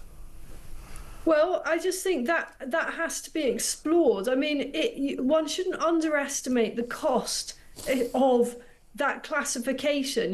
This person might be a child, because for an illegal immigrant, they have to have so many different special treatments.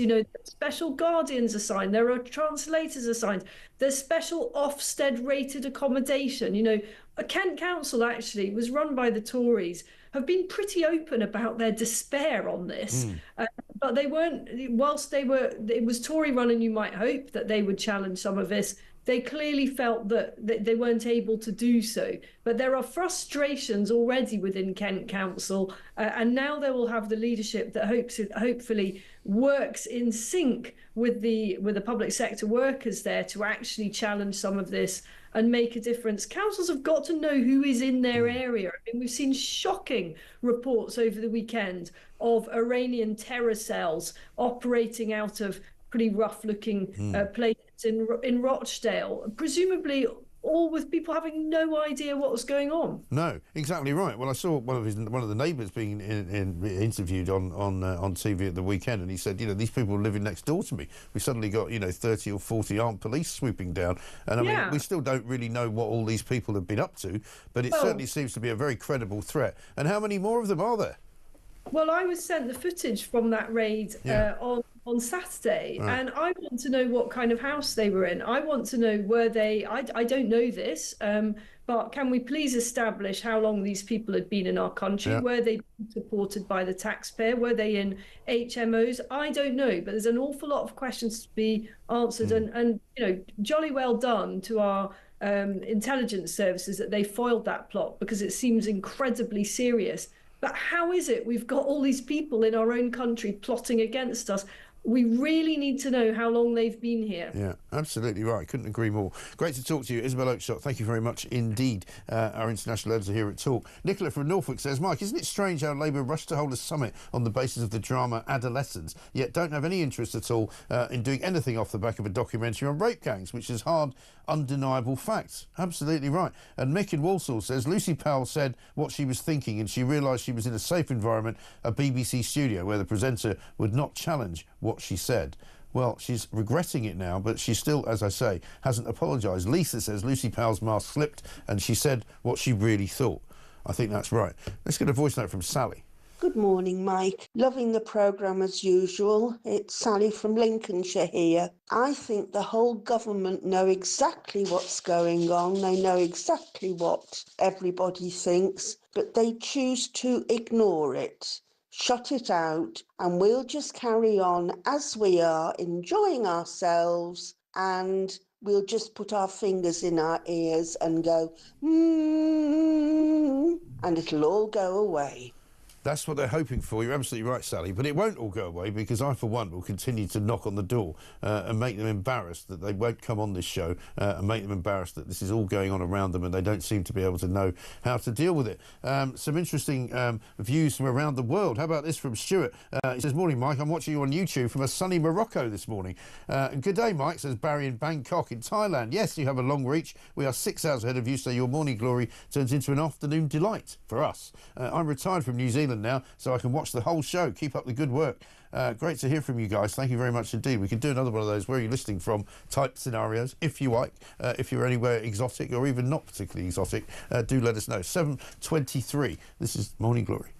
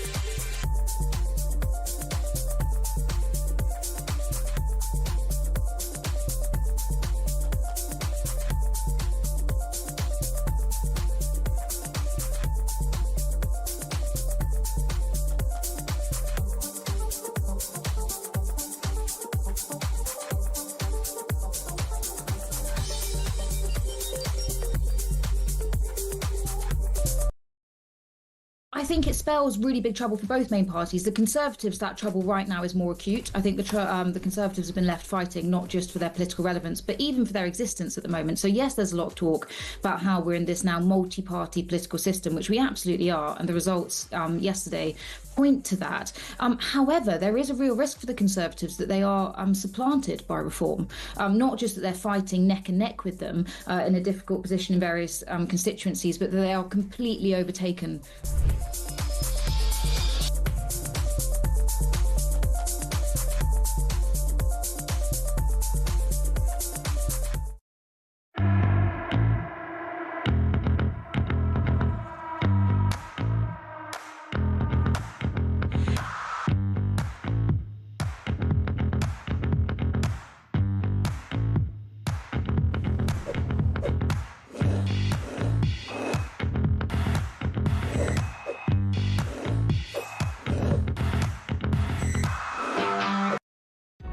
Across the UK, on DAB+, on your smart speaker, on your smart TV, and on your side.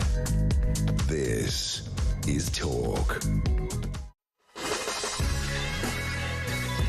Welcome back to Morning Glory. I'm Mike Graham, 26 minutes past 7. Anne from Wales says, great show. Now that Reform have a couple of mayors, devolution will come home to roost as these mayors can flex their muscles. And one from Tony in Barrow in Furness. Mike, in Barrow, my car was hit on a delivery by EV bike. He was not wearing an ID badge and would not provide his details. I've emailed the CEO of a fast food chain to get answers. Yeah, good luck with that. You won't be able to track people down, unfortunately. Let's get a voice note from Cindy. Hi, Mike. This is Cindy in Michigan, commenting about Donald Trump and Alcatraz. I say let's get those doors to Alcatraz open and let's put the illegal immigrants in there while they're awaiting their trials. Thanks, Mike. Love your show, as always. Cindy, good to hear from you. Thanks very much indeed. Let's talk to Kate Hamblin, Professor at the University of Sheffield, Director of the Centre for Care as well. There's a story doing the rounds this morning. Cross-party groups report from Parliament emphasises a risk of failure after finding 3.5 million people not getting the care that they need. Everybody knows that social care in this country is pretty much in a crisis of one form or another, and reform of it has always been promised but never really made. Kate, very good morning to you. Morning. I guess, I mean, is it right to say that social care is in a bit of a crisis and nobody seems to know what to do? Yes, I would agree. So what the report emphasises, the very human costs of not reforming adult social care. As you say, the 2 million people over the age of 65 who have unmet care needs, the 1.5 million disabled adults who also have unmet care needs, and all the unpaid carers supporting them and the impact on them. It also emphasises the cost of inaction. So what it's saying is, if we don't invest in adult social care now, there are wider implications of that lack of investment. Right. And, I mean, previous governments have promised investment and promised reform, but somehow it never really happens. I mean, what's this government's policy on it? So we're currently awaiting a review from Louise Casey that will have some interim findings next year, and then we'll finally report in 2028. And there is a concern that it will take too long, essentially. And we already have a very good understanding of what the problems are in adult social care. Right. And we also have had a lot of reforms that just ultimately haven't been put into place. We have the Care Act from 2014, which is a good piece of legislation which lays out the purpose of adult social care as being about people's well-being and enabling them to live well, but we just haven't had the resources to put that into practice. Yeah, and whenever I've spoken about this with anyone before, there's always been this kind of gap between reality and sort of, wishes, because the councils that run the social care budgets clearly don't seem to be very good at it, and they blame private, sometimes private individuals or private companies who get involved, who they have to use for one reason or another. The whole thing seems to be a mess from sort of top to bottom. I mean, would it make more sense for it to be taken away from councils and given to a different body of some kind?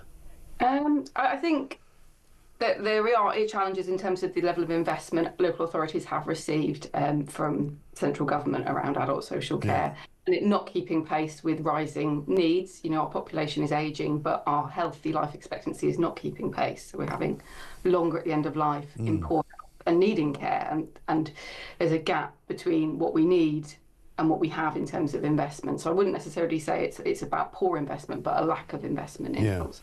Yeah, but also there's people that make a lot of money out of things like care homes, and I know that's a slightly different issue, but there seems to be, you know, a skewing of you know, the public money that's going in is in the billions, but there's an awful lot of private individuals seemingly profiting from it.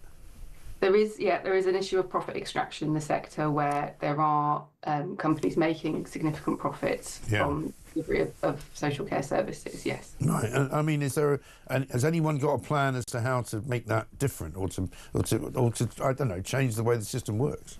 I believe that the scope, the terms of the review by Louise Casey were released a couple of days ago, and it will look at all of these wide-reaching implications and perhaps explore other options, look at international evidence on how other countries organise and fund social care to make it more sustainable.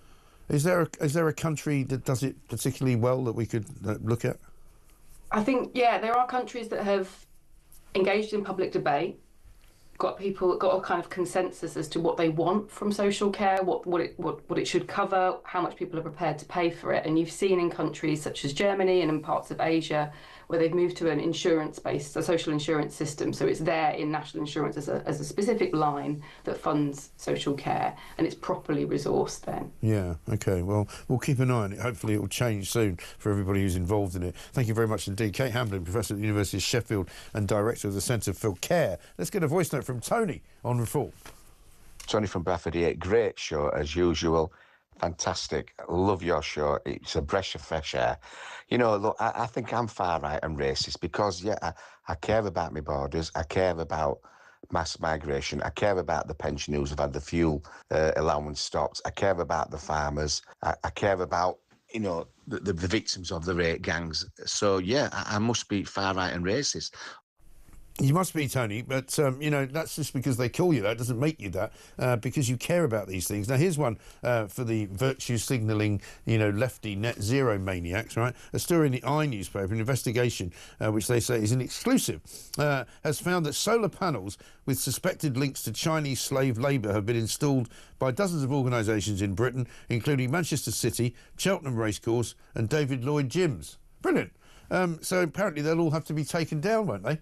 Because Ed Miliband has promised not to buy any solar panels from China if they are linked to any kind of slave trade scenarios, which about 80% of the world's solar panels actually are.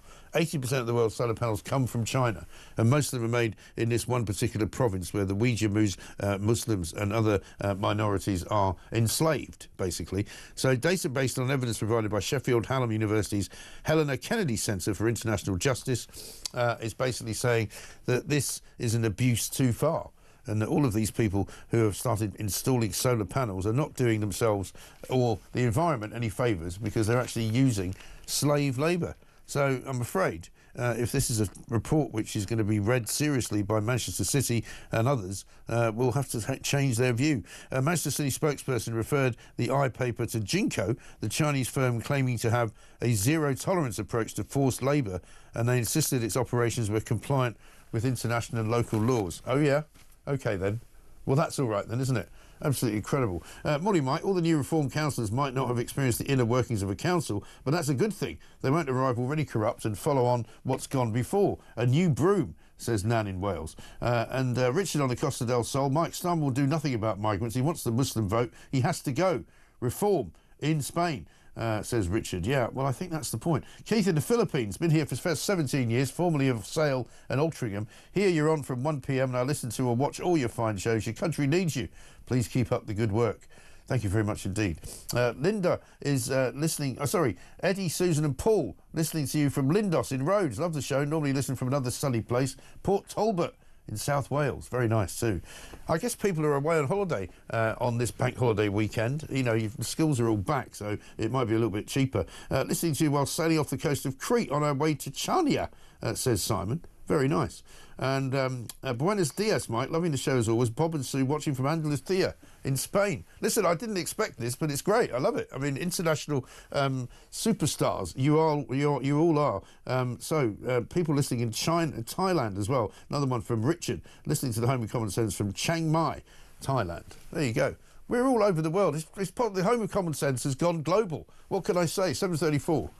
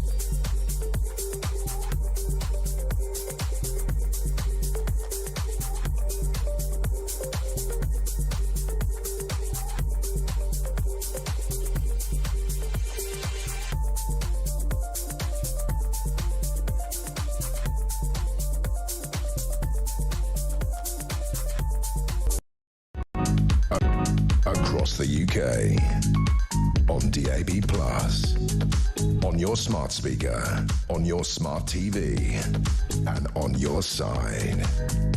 This is Talk. Welcome back to Morning Glory, 7:36. I'm Mike Graham. It's Bank Holiday Monday, but we are here, of course, all the way through until 10 o'clock. 4 glorious hours of Morning Glory every single weekday morning from 6 till 10. And we've been talking about a great many things this morning, including, of course, Prince Harry, who's back in the news because he decided, rather unwisely it would now appear, to give an interview to the BBC last Friday. The BBC, of course, were very happy to have anything that they could put on their news programmes without having to refer to reform. Sweeping the boards in all elections, local, mayoral, and even the by-election in Runcorn, which they won by 6 votes. Kinsey Schofield is here, though, our favourite royal commentator, over in Hollywood, California. Kinsey, very good morning to you. What was that, Mike? What was that? Oh, my God. Well, does this man have anyone protecting him in the media space? I mean, where's your publicist that steps in and says, we promised you 10 minutes, it's been 30? Yeah. I mean, I could go on and on when it comes to the contradictions, when it came to the oversharing. Yeah. This is the 3rd time the man has told us that his father doesn't take his calls anymore, by the way. Don't forget, in the Netflix series, Meghan actually says Harry lost his dad. Yeah. And then he said in the Oprah Winfrey interview that his dad stopped taking his calls back in 2021. Right. However, we later found out, according to sources, that his father had told the late Queen Elizabeth at the time that he stopped taking them because all of the calls were about money. He said, I'm not an ATM machine. Well, we've all been there. Well, you probably haven't, but I have. You know, but here's the thing. He also now claims that the reason that his dad doesn't speak to him is because of the security row, which is obviously not true, because that wasn't the case, as you say, when he spoke to Oprah Winfrey. And it's not the case now. The reason his dad doesn't speak to him is because he's worried that he'll go straight back to the BBC and tell him what he said. Exactly. And don't forget, right after Prince Philip's funeral, they tried to have some sort of intervention. Prince William and it was Prince Charles at the time, but Prince Charles and Prince William spoke to Prince Harry right after Prince Philip's funeral. And they were upset over the Oprah Winfrey interview. And they were saying, why are you doing this? Please stop doing this. Can we, let's talk this out. And Harry didn't want to have that conversation without Meghan, but takes the dialogue and puts it in Spare. Yeah. Puts it in his book. Exactly right. And then there was the time, do you remember when he came back to London, somehow had a meeting with his dad, and then got straight off the plane, went straight into NBC studios in New York, and sort of, you know, basically sort of debriefed everybody. Yes, that was the Invictus Games. He was promoting Invictus Games Canada, and it was right when we all found out that King Charles had cancer. So it was such a sensitive time because the king was being so fiercely protective of what type of cancer. And he, you know, he would just respect your father. You talk about privacy constantly. Can you respect your father's privacy? Yeah. I mean, the audacity to say, I don't know how much longer my father has to live. Shut up. I know.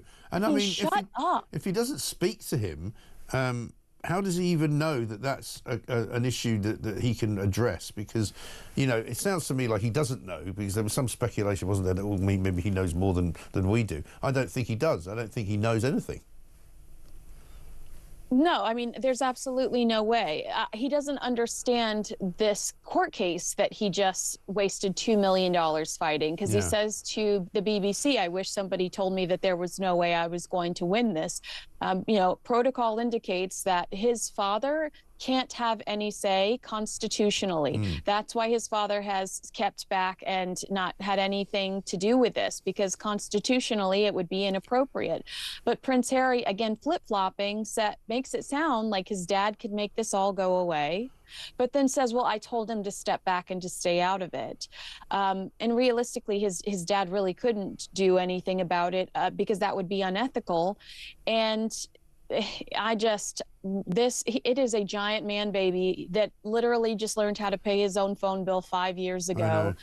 And I wish to God that he had that he could see himself in real time and understand how we digest the way he's coming off. Yeah, and I think even in America, the magic has worn off, hasn't it? Let's have a look at what he actually said about this decision on his security made by the Royal and VIP Executive Committee. What I'm struggling to forgive, and what I will probably always struggle to forgive, is that a decision that was made in 2020 that affects my every single day, and that is knowingly putting me and my family in harm's way. Everybody knew that they were putting us at risk in 2020, and they hoped that me knowing that risk would force us to come back. But then when you realize that that didn't work, do you not want to just keep us safe? Whether you're the government, whether you're the royal household, whether you're my dad, my family, despite all of our differences, do you not want to just ensure our safety? And I'm calling for, the Home Secretary and the government to do a review of RAVEC. And I'm also asking for an R&B assessment that I haven't received since 2019. An R&B assessment. I've not seen him perform any R&B recently. What's his R&B assessment going to be about? So what he's asking for is to receive regular risk management board assessments. But I would argue you're no longer living in the UK. Right. You're no longer their responsibility. You right there are asking for special privileges. Why would they regularly run this assessment on you when you don't want to tell people what you're up to? Right. And what he's up to is going to war-torn Ukraine. What he's up to is going to Nigeria, Colombia, cocaine capital, Colombia. These are extremely dangerous places. Yeah. So why should you be responsible for Prince Harry making these types of decisions? Right. And also, as you can see, when he comes to London, getting in and out of cars, he's got all the protection that he needs. And bizarrely, while he's going into the law courts to argue that he doesn't have any protection. The other thing that he did, I don't know if you saw this story at the weekend, was apparently it was an exclusive in The Sun by Matt Wilkinson, saying that he basically went and stayed at a friend's house last time he was here for this court case. And while he was there, he ordered a meal from Deliveroo, which every sensible security expert says you just don't do, because one, you don't know who's bringing it. Two, if they know who you are, you don't know what they're putting in the bag. Absolutely. That is wild to me that is a legitimate story. Prince Harry ordering basically Uber Eats. But I want to say in the States, one thing I've had to stress throughout covering this is that, to your point, Prince Harry does get security. Yeah. 9 out of 10 times, Ravik will assess the case by case basis, which is what they said. They assess the situation. And 9 out of 10 times, he has armed guards waiting for him the second he lands. I mean, more times than not, he has this type of security. Yeah. So the theme he is trying to run with for sympathy and empathy is that he is securityless. I mean, Harry and Meghan have made an art of false claims of victimization to manipulate and conjure up empathy from the media and their audience. But I've had to say a couple of times here in the United States, no, it's a case-by-case basis. More times than not, the security is there waiting for him. He just wants the status that his brother has. Meghan won't get... Meghan is relentless about the HRH title, okay? There's example number one. Yes, I mean, he literally can't help himself. He can't be told no, like you say, giant man boy, you know, man baby. He can't be told that, you know, sorry, this doesn't apply to you anymore. He has to have what his brother gets and everything else. But the other thing that I don't know if you've seen this morning is in The Sun, the picture that Meghan and Harry have put out of him walking in his garden with one of his kids on his shoulders and one of them holding his hand, all with their backs to the camera. The Sun have done it quite cleverly, saying he's turning his back on the royal family. You know, he's really literally asking to be let back in, isn't he? I felt like that was 1 second of a 30-minute interview where he was angry, hostile, and very accusatory. But of course, we all grabbed that 1 second where he's like, yeah, I'd love a reconciliation. I don't want to fight. But he was so hostile and very ugly about his father and his father's power. I don't really think he wants back into the royal family. I think he misses the perks. It's like quitting your job, your high-profile job, and then going, but I still want my free breakfast in the morning, and I still want my company car, and I still want all of these perks. This is simply his consequence. These are the consequences that he has to deal with for quitting the job. He says himself, they warned me that this would happen. Yeah. Well, here you are, buddy. Well, here you are. Yeah, you've made your bed. Now you've got to lie in it. And the idea that, you know, here's a guy with a trust fund of some £30 million left to him by his mother, begging for money, begging for attention, begging for protection. I mean, nobody's interested. It's just that simple. This is not the time and the place. So, you know, just look at the women that were destroyed over the Blue Origin flight.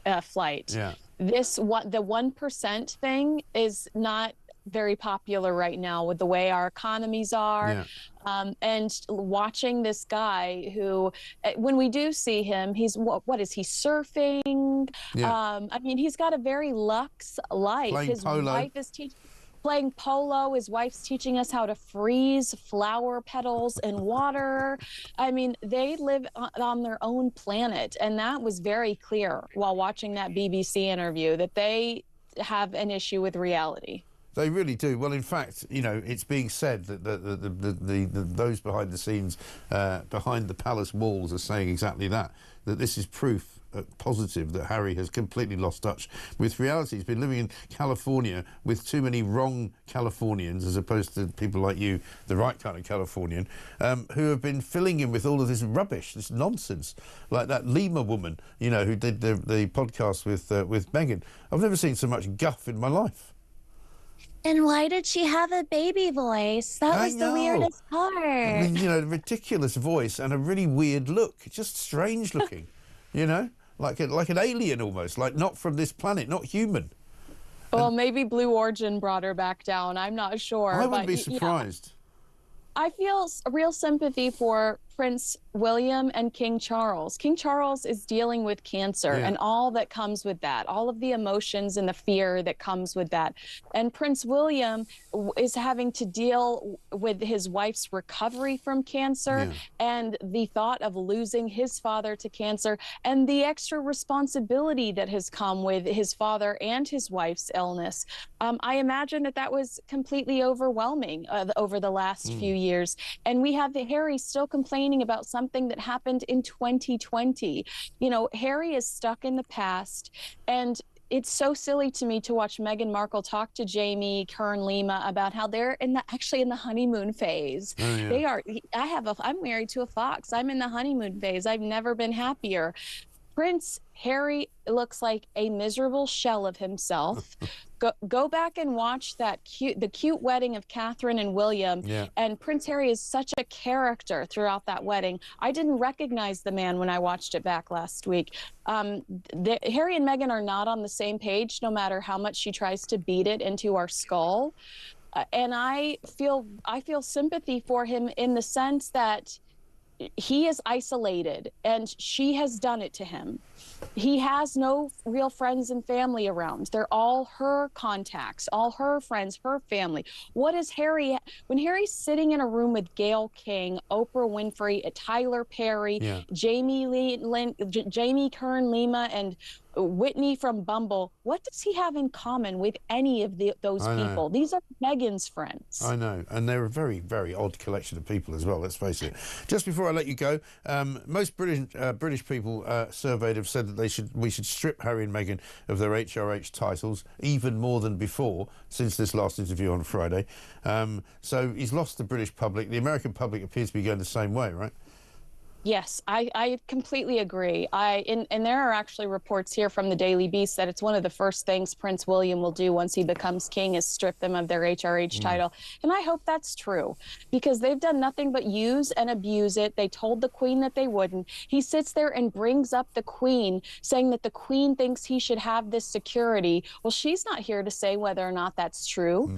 And, but it's convenient that she asked them not to use the HRH title, but they're going to run her over and use that when it benefits themselves to elevate their brand. So, yes, strip them of their title. Their only currency is their proximity to the British royal family, and they continue to violate that. To be honest, when he left this country to make a new life in the United States and he started giving these interviews and dissing his family, I said, don't just strip him of that, strip him of his British citizenship as well, and just make it impossible for him to come back. That's what I would do. Just one final quick breaking news item for you. Donald Trump has hit movies, apparently, with a 100% tariff. That includes movies made in the United Kingdom, a blow to Britain's film industry, as President Trump says he's turning up the heat on the trade war to save dying Hollywood. Some of my favorite movies are shot, some of my favorite movies and TV shows are shot in the UK. So I think that this is going to be incredibly impactful in a very negative way. But I have to sit back and assume that the man knows what he's doing. God, let's hope so. Well, I think opening Alcatraz is a great start, that's for sure. Maybe you can put Harry and Meghan in there as the first inmates. That would be terrific. Kinsey, great to see you. Thank you very much indeed. Kinsey Schofield checking in from Hollywood, California, where a big tariff has just been put on British films by Donald Trump. Another disaster movie for Keir Starmer to try and get himself out of. Getting loads and loads of you sending me some great pictures and notes from all around the world. Buenos dias, Miguel. Another listener on holiday in the Canarias, says Paul from Exeter, with a lovely picture. I'm told also that Chania in Crete is pronounced Hania. Sorry, I didn't know that. I haven't been to Crete. And this is a good one from Matt in Eritrea. I'm not sure if it's a spoof, though. He says, I'm listening to the show in my hotel room in Asmara, Eritrea. I came here as a migrant from Folkestone. It's empty in Eritrea, and I'm going to tell the hotel to send a bill to the UK government when I check out. Coming next, we're going to talk about the BBC and its anti-Semitism.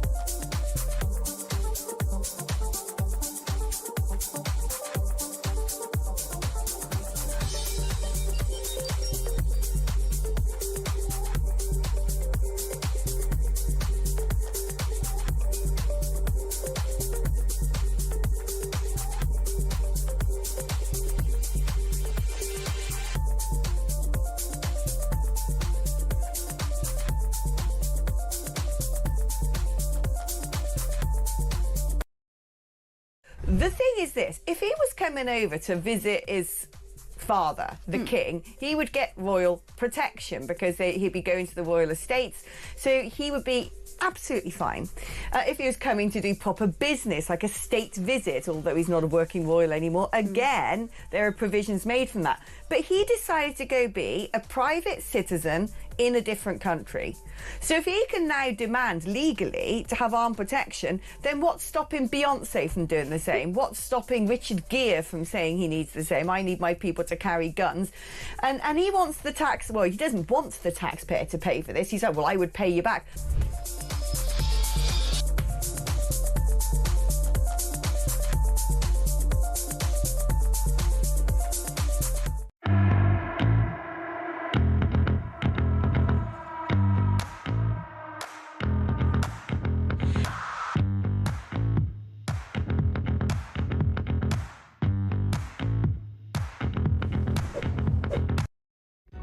Across the UK, on DAB+, on your smart speaker, on your smart TV, and on your side. This is Talk. Welcome back to Morning Glory, 7:56. I'm Mike Graham with you all the way through until 10 o'clock. Alex Phillips here in for Julie Hartley-Brewer, of course. Let's talk to Stephen Silverman now, Director of Investigations and Enforcement at the Campaign Against Anti-Semitism. Stephen, very good morning to you. Happy Bank Holiday Monday. Another ghastly weekend I saw for some more anti-Israeli demonstrations. We saw the Houthis attacking Ben Gurion Airport. You know, the list of atrocities goes on and on and on, doesn't it? And the BBC not exactly helping. It's relentless. And it's gone from being a shock every time it happens to almost becoming a new normal, which we can't allow to happen. But you say the BBC aren't helping. It's worse than that. The BBC has contributed massively to the rise in anti-Semitism in this country, and to the precarious position in which the Jewish community in this country now finds itself. For a lot of people who aren't that close to this issue, it might sound like an astonishing thing to say, but you know, it's borne out by the evidence. From day one, the BBC has bought in to the Hamas narrative in this conflict. It has shown no due diligence over casualty numbers, over and over again repeating the figures that are produced by Hamas themselves. You know, and why shouldn't we believe the figures produced by a barbaric, genocidal terrorist organization? And it's gone on from there. And what's really instructive, I think, is that over an 18-month conflict, a very difficult war for everybody, you would expect there to be errors in reporting. But over 18 months, you would expect them to balance out. They don't. No. They are all errors in favour of Hamas. And it is very clear that the BBC is not delivering unbiased, balanced reporting on a very important subject to its viewers. It has taken a side. Yeah, and as you say, since the beginning of this, they had taken a side, and that can only be a deliberate choice that they made. And by way of an explanation, perhaps, have a look at this. You've probably seen it at the weekend. New BBC chairman Samir Shah, who appeared on Rod Liddell's show on Times Radio at the weekend, he was asked if he thought Hamas were a terrorist organisation. Do you consider Hamas to be a terrorist group?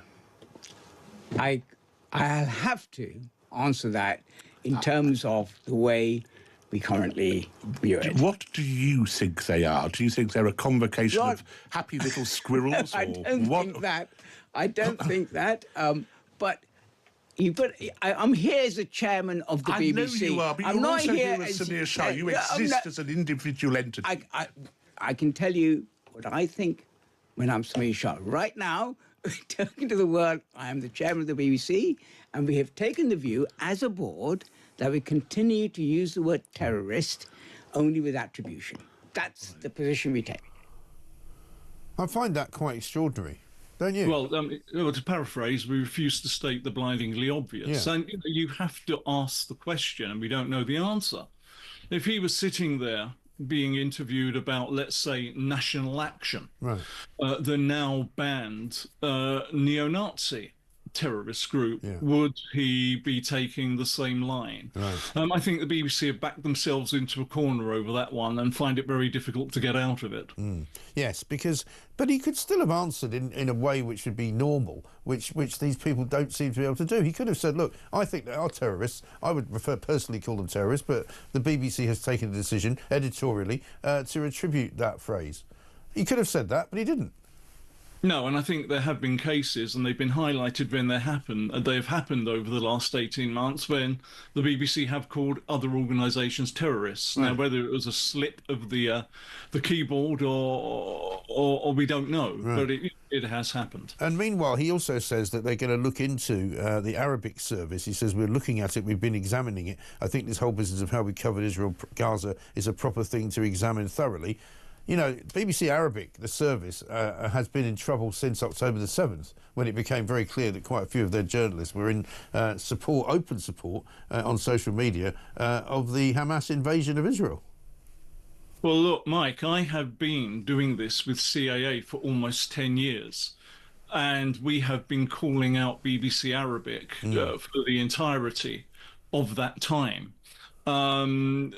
I mean, the most recent example is just shocking. A regular reporter for BBC Arabic calling last month for Jews to be burned as Hitler did in 2022, which was obviously before the 7th of October 2023. He posted on Facebook, when things go awry for us, shoot the Jews. It fixes everything. And over time, he's endorsed over 30 terrorist attacks on Israeli citizens in Israel. This isn't a one-off. It's endemic. And the fact that the BBC are only just waking up to the fact that it's a problem just speaks to the BBC's attitude in general over this. And the worrying thing, again, is, you know, it should not mark its own homework. It really shouldn't. There should be an independent inquiry into what on earth is going at the BBC. Yes. Why has it been allowed to continue to contribute to putting the Jewish community at risk in this country? Well, you could always ask the Labour government to ask that question of them, but I don't think you'd get much success there either, would you? I don't think you would. No, exactly right. Well, Stephen, keep up the good fight. Well done. Thank you very much indeed. Stephen Silverman, Director of Investigations and Enforcement at the Campaign Against Anti-Semitism. Absolutely incredible stuff. We got loads more, including Anne Widdecombe, coming next.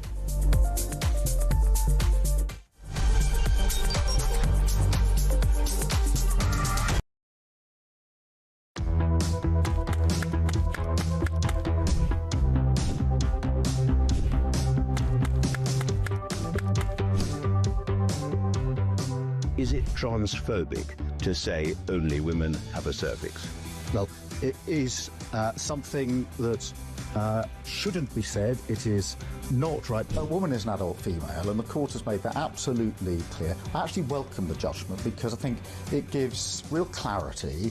It allows those that have got to draw up guidance to be really clear about what that guidance should say.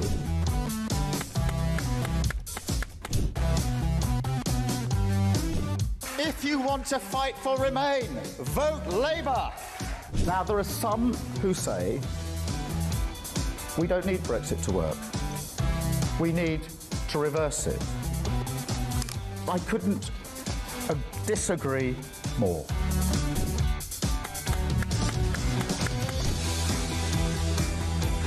Day after day, there are new allegations of sleaze, of favours, of privileged access. And it's all very well the Prime Minister saying, well, say now, well, I'm paying for it. You've decided to repay £6,000 worth of gifts. Lord Ali is facing an investigation. I wonder how concerned you are that your biggest donor was not fully transparent. Are you saying you made a mistake? It was right for me to make those repayments. Thank you.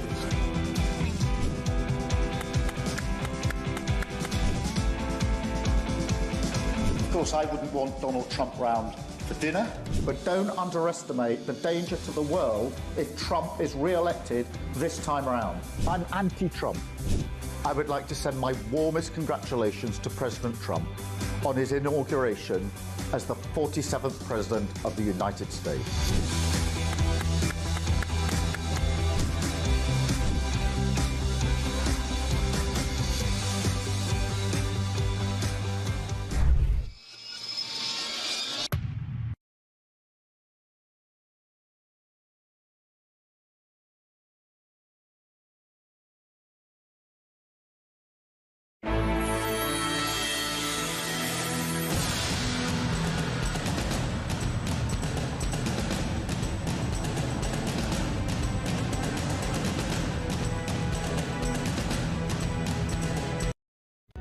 Across the UK. On DAB+. On your smart speaker. On your smart TV. And on your side. This is Talk.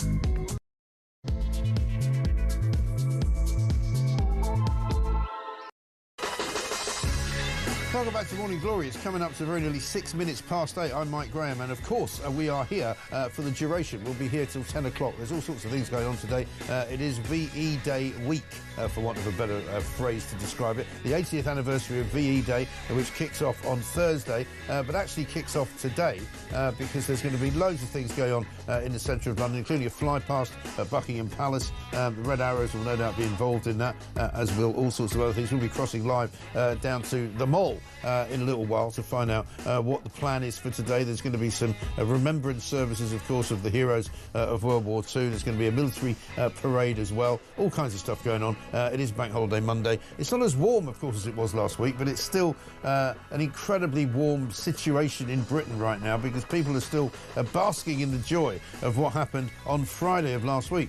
We brought it to you first, the Runcorn by-election win, the 10 councils that are now controlled by Reform, the number of councils, 23 of them that now have substantive members of Reform in them, the policies now that are going to emanate from Reform about what is going to happen in those council areas that they control. Let's get a voice note from Mike on the County Durham council win. Hiya, Mike from Durham. Look, stop running down the Labour and the Tories. You've made great strides towards net zero in County Durham. There's only 5 of them left. They'll fit in the back of a London cab. Bye. Very good.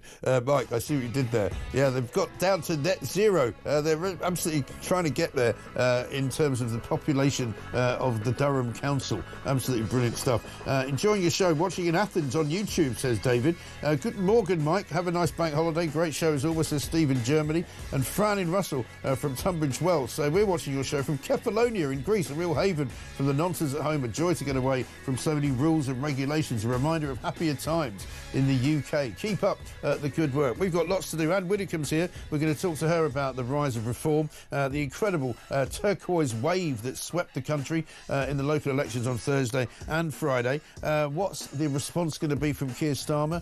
He's still got massive problems on his own front benches. He's got a massive problem with Lucy Powell. He's got a massive problem with Lisa Nandy and Bridget Phillipson, all of whom are useless and out of touch. No doubt the Chancellor of the Exchequer, Rachel Reeves, will come to the rescue. Oh, no, she won't.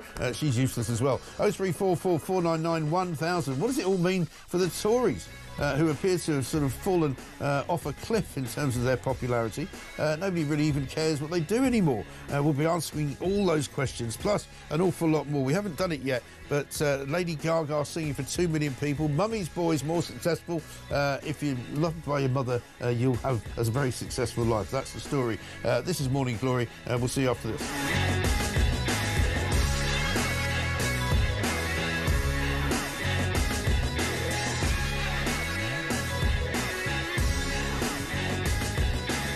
Tony in Southampton says, Mike, what does Harry want? Motorcycle outriders, snipers on rooftops. There always seems to be some big burly guys around him. So just stop whinging, Harry. Nobody cares, says Tony in Northampton. And Jane says, Mike, Harry is a complete twerp. I was 16 when my mother died, and then my dad married 3 months later and I was kicked out. I'm 73 and worked through all of it without whinging. I never sat down with Oprah Winfrey either. He's an idiot. Well, this is the thing. He's losing the room rapidly. Rapido. He doesn't even have the room over in America now. But let's talk to Anne Widdecombe, Reform UK's Immigration and Justice spokesperson. After what happened last week, 677 council seats, won across all contested councils, all 23 of them. Reform has majority control in 10 councils, including Derbyshire, Kent, Lancashire, Lincolnshire, North Northamptonshire, Nottinghamshire, Staffordshire, Worcestershire, West Northamptonshire, Doncaster, and of course the mayors as well. And it's been a revolution, hasn't it, over the last weekend? It's been incredible. It has been a very quiet, very British revolution. Yes, indeed. And we've now got the message across, which I think was the one that was important and which had always been difficult to get across, which is, look, if you vote Reform, you won't get the party that you don't want, either Labour or Tory. You will get Reform. You really can vote Reform and get Reform. And that is a crucial message I know it's 4 years away still, but it's a crucial message for the next general election. Yeah. We really can run Britain. Indeed. And I mean, you know, the questions that were asked over the weekend by various commentators in the media, you know, are you ready? You know, you've never run anything. I mean, I've never seen such a scrutiny on the other main two parties when they've been put in charge of councils, because we all know that councils, in large part in this country, haven't been run terribly well, particularly Labour councils. The idea that suddenly, you know, we should be worried that people coming in from reform won't know what they're doing, well, it may actually be a good thing, because they'll be experienced in other areas. Well, indeed, and not only that, but we have a very clear programme. We're going to cut waste. We're going to install efficiency examinations. We're going to get rid of all the nonsense with paying vast quantities of money to keep people in woke jobs and in diversity, equality and inclusion. We're going to actually do all of those things that we said we would do. Now, yes, it is quite true that we don't have long experience, but, you know, new brooms sometimes sweep very clean. Yes, exactly right. Well, look at Donald Trump. You know, look at what he's been able to achieve in the first 100 days of his presidency. I mean, he's already been president once before, but, you know, he does things in a different way. Do you see reform sort of operating at that kind of speed, in that kind of area, in that kind of way? I think we will operate at pace, and I think they'll get on with the job. But I don't know that I want to emulate everything that Trump does. No, I'm not suggesting that. I'm talking about the methodology necessarily, you know? Yeah. Because obviously in your area, immigration and justice, I mean, one of the main reasons why reform did so well is because the two main parties' immigration policies have been woeful and dreadful. And I'm very interested in what Zia Youssef had to say. I'm just going to play a little clip from Laura Kunzbek's show on Sunday, because he's got something interesting to say about migrant hotels, particularly in his, what will now be reform constituencies. Having asylum hotels in their communities. This has caused a lot of concern to many people, but you've told them that you will reject migrants going from the council areas that you now control. How will you actually do that? Because the contracts to house those people are between the Home Office and accommodation providers. You don't have the power, perhaps, to keep the promise that you've made. There are instruments of power available to us. Well, like what? Judicial reviews, injunctions. There's planning laws. You know, a lot of these hotels, and there has been litigation around this already, a lot of these hotels, when you suddenly turn them into something else, which is essentially a hostel, that falls foul of a number of regulations, and that's what our teams of lawyers are exploring at the moment. And we can look at budgets as well. So the word we use was resist. Look, we're not in government yet. That's our plan, and that's why people watching this programme who believe in these values, who don't want to live around people whose first action upon coming to this country was to break our laws and then to live at the behest of taxpayer money. I think that's going to be a very fascinating area, isn't it, Anne? Because it's not that clear to me, anyway. You may be able to tell me what rights a council has over sort of national policy on something like immigration. Well, I mean, no council can defy law itself, but I mean, the point that Zia is making is a very clear one, which is that you can challenge under law, and a lot of those laws appear, at any rate, as if they would favour a challenge, and that is what we'll be doing. And the message we're getting over is we're not going to lose any time. We're just going to get on with it, and if we are opposed by government, and I predict, and it's a very easy prediction to make, and everybody would make it, government will do its level best to put the asylum seekers where reform is, just to make a point. And we will make certain that we resist that at law. We will use legal means, and we will show that we are serious. And that will be the message then for getting into government, when we will have the power, when we will say what councils do, and we will be very serious about this. The others aren't serious. You yourself have said, you know, that Starmer's policies and Tory policies have been absolutely useless at containing the votes. Absolutely useless. Now, it's time for a different approach. We can't bring that as a government for another 4 years, but we can do our best with powers that we've got.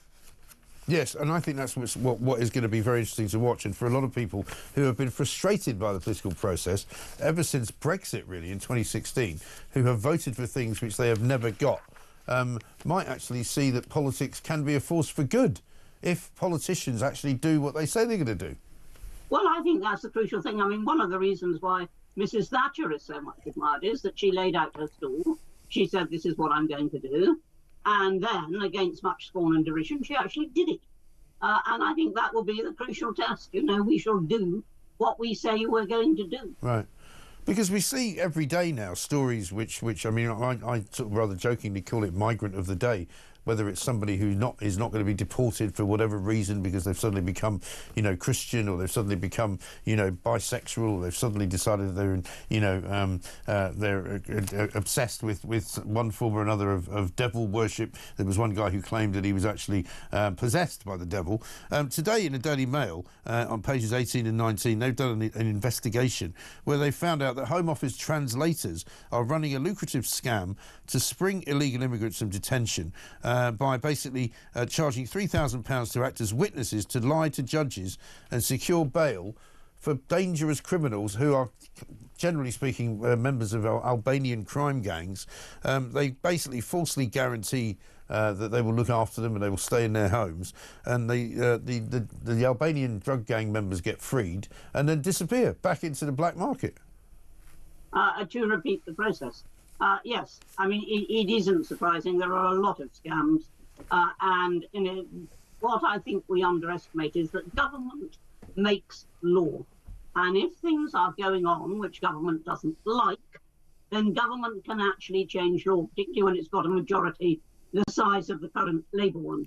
So it is no good holding up their hands and saying there's nothing we can do. We're getting all these deportation decisions. We've got to implement them. They can actually look at the law that's being used and change it. So get on with it, Starmer. Get on with it. We will. But I don't think he's got a clue, has he? I mean, Starmer's reaction, let's have a look at it here, to Runcorn by-election loss was this. My response is to say, I get it. We were elected into government at the general election last year to deliver change. We've started that work. Waiting lists are coming down, wages are going up, interest rates are down. That's all good for working people. But the message I take out of these results is that we need to go further and faster with change. People need to see and feel that change. That chimes with what I've been saying for a number of weeks. We're going to double down on that now, deliver the change that people need. Does he not understand that delivering the change that people need is what lost him the by-election? Because it's not the change that anybody wants. No, he doesn't understand that. Now he uses the phrase, I get it. So it having been got, what is he going to do next? Right. That is the question. And you're quite right. I mean, all the things that they have done, taking away the winter fuel allowance, crashing down on disability benefits, all those things, which were the last things that anybody expected the Labour government to do, contributed to the by-election. I still think that immigration was a very, very big one because it underpins everything. It isn't just the immigration itself, it's the impact on houses, on jobs, on infrastructure, on hospitals, all of that impact. And Starmer just doesn't seem to understand it. And what is he doing about the boats? What's he doing? Yeah, well, he's not doing anything about the boats. In fact, worse than not doing anything, he's now applying for people to supply more housing so that the people can be moved out of the hotel rooms into more housing, so that more people on the boats could come in and go into the hotels. It's absolutely bonkers. Well, it is totally bonkers, and the problem that we all face as a country is you've got this lot for another 4 years being bonkers because there's no way to get them out. Yeah, unless they make such a dog's breakfast of it all, which they appear to be doing. I've always been of the opinion that something catastrophic will happen to Starmer in the sense of policy, in the sense of his inability to run the country, and the country will literally fall into some kind of crisis. Could be this year, fiscally, certainly, if not socially. Hang on, Mike. Look at the British Constitution. The only way you can get out of government is if it loses a vote of no confidence. Their majority makes it impossible. They're not going to lose a vote of no confidence. They will carry on no matter what sort of, as you rightly say, exer they make of it. They will carry on. Do you feel as though you'll have a bigger role in time, Anne? I mean, I don't wish to describe you as a veteran because that would be rude. But I mean, you're a brilliant brain. You're a great asset to the party. You've served in government before. You've been a minister. Do you fancy doing something else? for reform? Well, I mean, the fact is, if that is a disguised way of saying, will I stand next time, the answer's no. It wasn't a disguised way. I just mean as a sort of in some kind of senior role. I don't know. I mean, the role that I play will be entirely down to Nigel Farage. I don't know. But what I can say, and I do say every time I'm asked this, is no, you won't see me back in the House of Commons. What a shame. Well, maybe we get into the House of Lords. I'm too ancient. Before it gets abolished. You're not too ancient for the House of Lords, that's for sure. I've seen very many older people there. Anne, listen, good to see you. Thank you very much indeed. Anne Widdecombe, Reform UK's Immigration and Justice spokesperson, a fine woman. Jan from Newcastle says, talk. After damning council elections, only Starmer could say that they need to do what they are doing faster and further. I would suggest that the elections told him to stop doing what you're doing, but he is just so unable to listen to anyone else who doesn't think the same as him. He needs more challenge from journalists on his interpretation on election results and arguably any consultation that is taking place. I'm sick of them only interpreting data to their way of thinking, says Jan from Newcastle. You're absolutely right. He doesn't get it. He does not get it. Coming up, we'll speak to Jack Elson from The Sun. Harry Cole's got a big column today just asking exactly that. Can Keir tough it out to stop the Nige tide? I want to respond by saying I get it, is the intro. Also, he's got a piece in there saying that there are members of the Labour sort of hoi polloi, if you like, who think that they want to do away with the Treasury. Well, they've already done away with the economy. I suppose the Treasury's the next logical step. It's 8:21.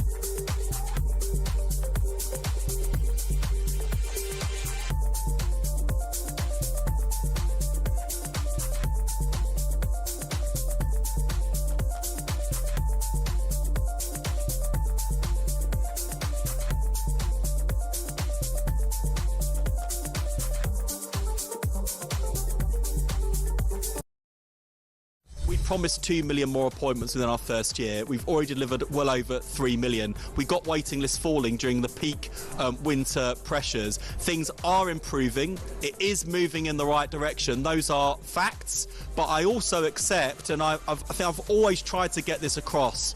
I think it's a bit that people don't always hear.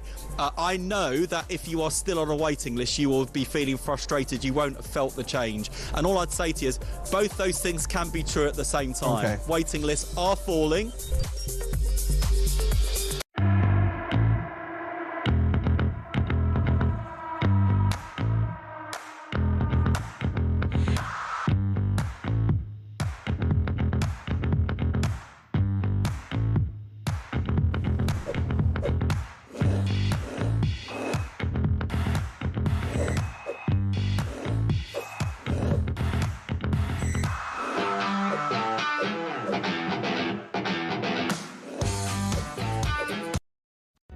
Across the UK, on DAB+, on your smart speaker, on your smart TV, and on your side. This is Talk. Welcome back to Morning Glory, 8:25. I'm Mike Graham. Pat in West Sussex says, fascinating show this morning. Thanks. Question: do you really think reform could bring our dear old England back? I really hope so. Well, there was a sort of an exponential voting study done. If the voting was the same in a national election, a general election, I should say, as if there was the vote that went on Thursday, and that would have given Reform a massive majority in the House of Commons of over 400 seats, which would have meant that they could rule without any kind of need for a coalition of any kind. The Tories, and there it is there. My God, these people are good that work here. It's right there, 420 seats for Reform, down to 6 seats for the Tories, 138 for Labour, 17 for the Lib Dems. I mean, it would literally be not only a revolution, it would be a tsunami of reform taking charge of the country. And if that was to happen, I've no doubt that policy would change, that the nation's direction would change, immigration rules would change, net zero would change, and all of that. Jack Elsom's here, chief political correspondent for The Sun, because, of course, the Harry Cole column this morning is literally all about this. I mean, can the Prime Minister actually fight off Nigel Farage? I'd have to say, on the face of it at the moment, it looks like the answer to that is no. Jack, a very good morning to you. Good morning, Mike. Well, you're right. Nigel Farage has all the momentum in British politics at the moment, and both Labour and the Conservatives are licking their wounds from what was a pretty dismal night for them last Thursday. Can Keir Starmer turn it around? Well, that's the million-dollar question. Yeah. And as Harry Cole points out in The Sun today, you know, turning round all of the problems which we have in Britain at the moment, it's going to be like turning round a cargo ship, and only radical solutions are going to be the answer. I think if Keir Starmer comes out with just mere window dressing, it's really not going to cut the mustard. I think the first big test we're going to see about this is the immigration white paper, which is imminent, this big immigration crackdown as it's billed by Keir Starmer. If it turns out to be a damp squib, well, then that's just going to anger a lot of people and just give fuel to Nigel Farage's point that the Prime Minister and the Labour government isn't serious about tackling some of the big problems in this country. No, and what we know as well from the reaction of the voters, and I mean, I see it every day, as I'm sure you do, with the job that you do. You know, the people are fed up to the back teeth of being told that something's happening by the Prime Minister when they clearly can see that it's not happening. You know, like they keep banging on about waiting lists coming down. I mean, West Streeting at the weekend actually admitted there are still 7 million people on the waiting list, which is what it was before they came in. So the waiting lists aren't coming down. They're cancelling people's appointments. They're taking people off the waiting list, but not because they're actually giving them appointments which are then resulting in procedures. You know, so it's all smoke and mirrors. You know, Starmer talks about stopping the boats and smashing the gangs and all of this kind of rhetoric that comes out of Number 10, but nobody really believes it anymore.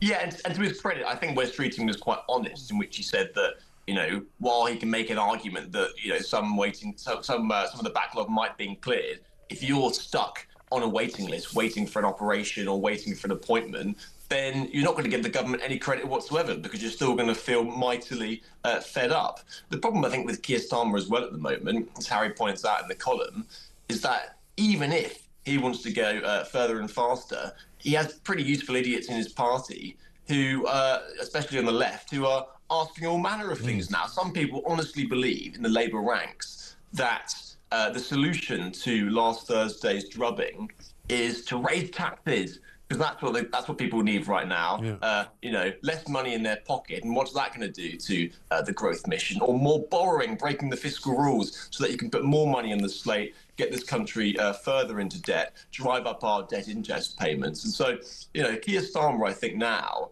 really needs to show his mettle, get some radical solutions to improve the economy of this country, control migration, and improve the lives of the people in this country. Because at the moment, 10 months in to this Labour government, you know, shortly off the back of a landslide majority, and it seems like this government is already limping a bit. Well, this is it, and he's convinced himself that it's because, you know, the people who voted for the reforms that he's brought in are frustrated that he hasn't brought them in quick enough. Well, no.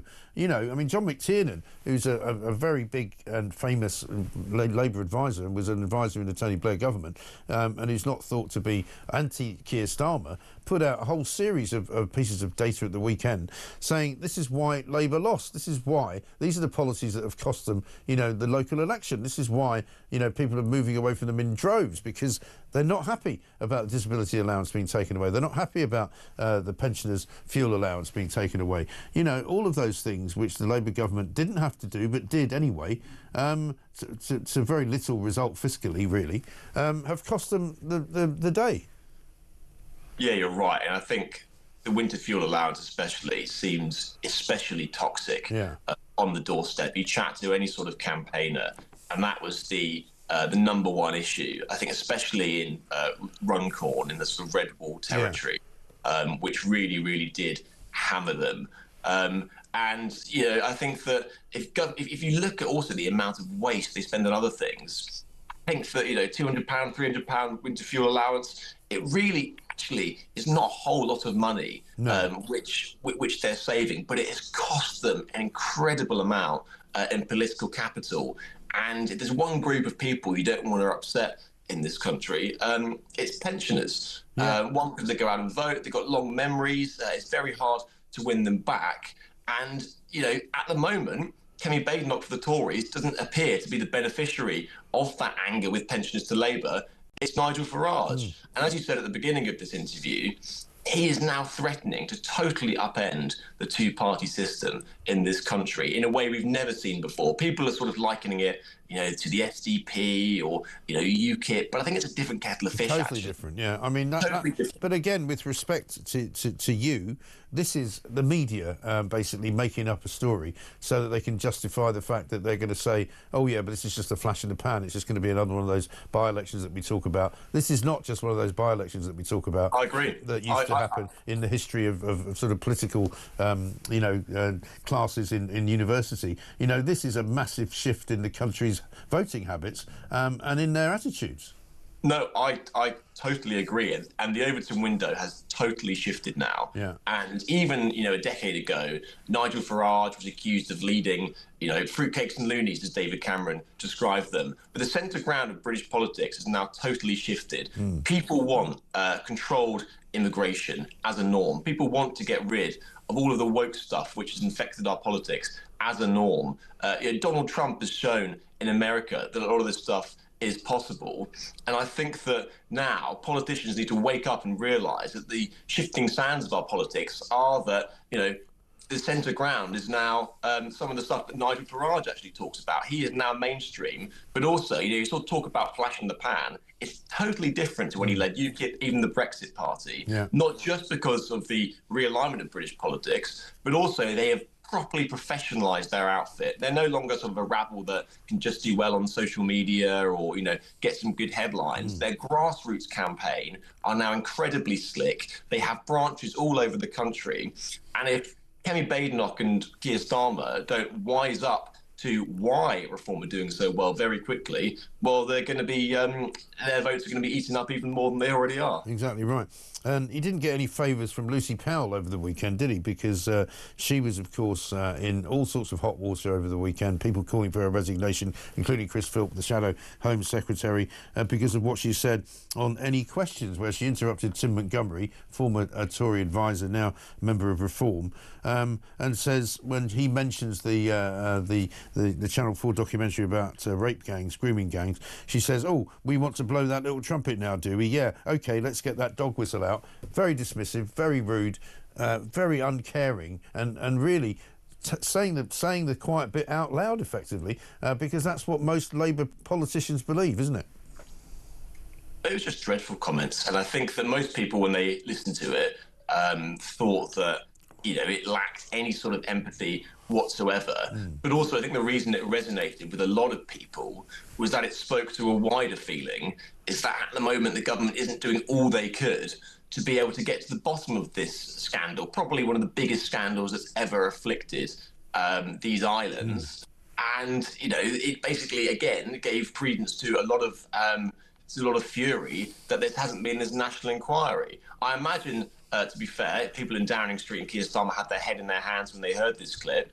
But hopefully, you know, all of the backlash to it will be another firecracker up their backsides that actually they need to get on with some sort of national inquiry, or at the very least, these local inquiries, which were promised last year and now appear to be watered down. Yeah, exactly right. Jack, good to talk to you. Thanks very much indeed. Jack Elson, Chief Political Correspondent at The Sun. We've got Harry Cole's piece in The Sun, page 10 today. Can Keir tough it out to stop the Nigel tide?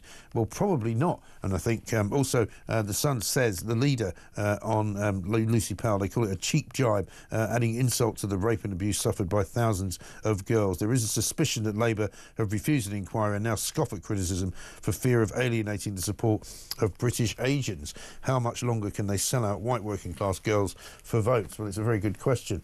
Malcolm from Salisbury says Starmer doesn't get it. If he did, he would recognise that the winter fuel allowance was £300, covered pensioners for 3 months. Each illegal immigrant cost us £300 by lunchtime in one day.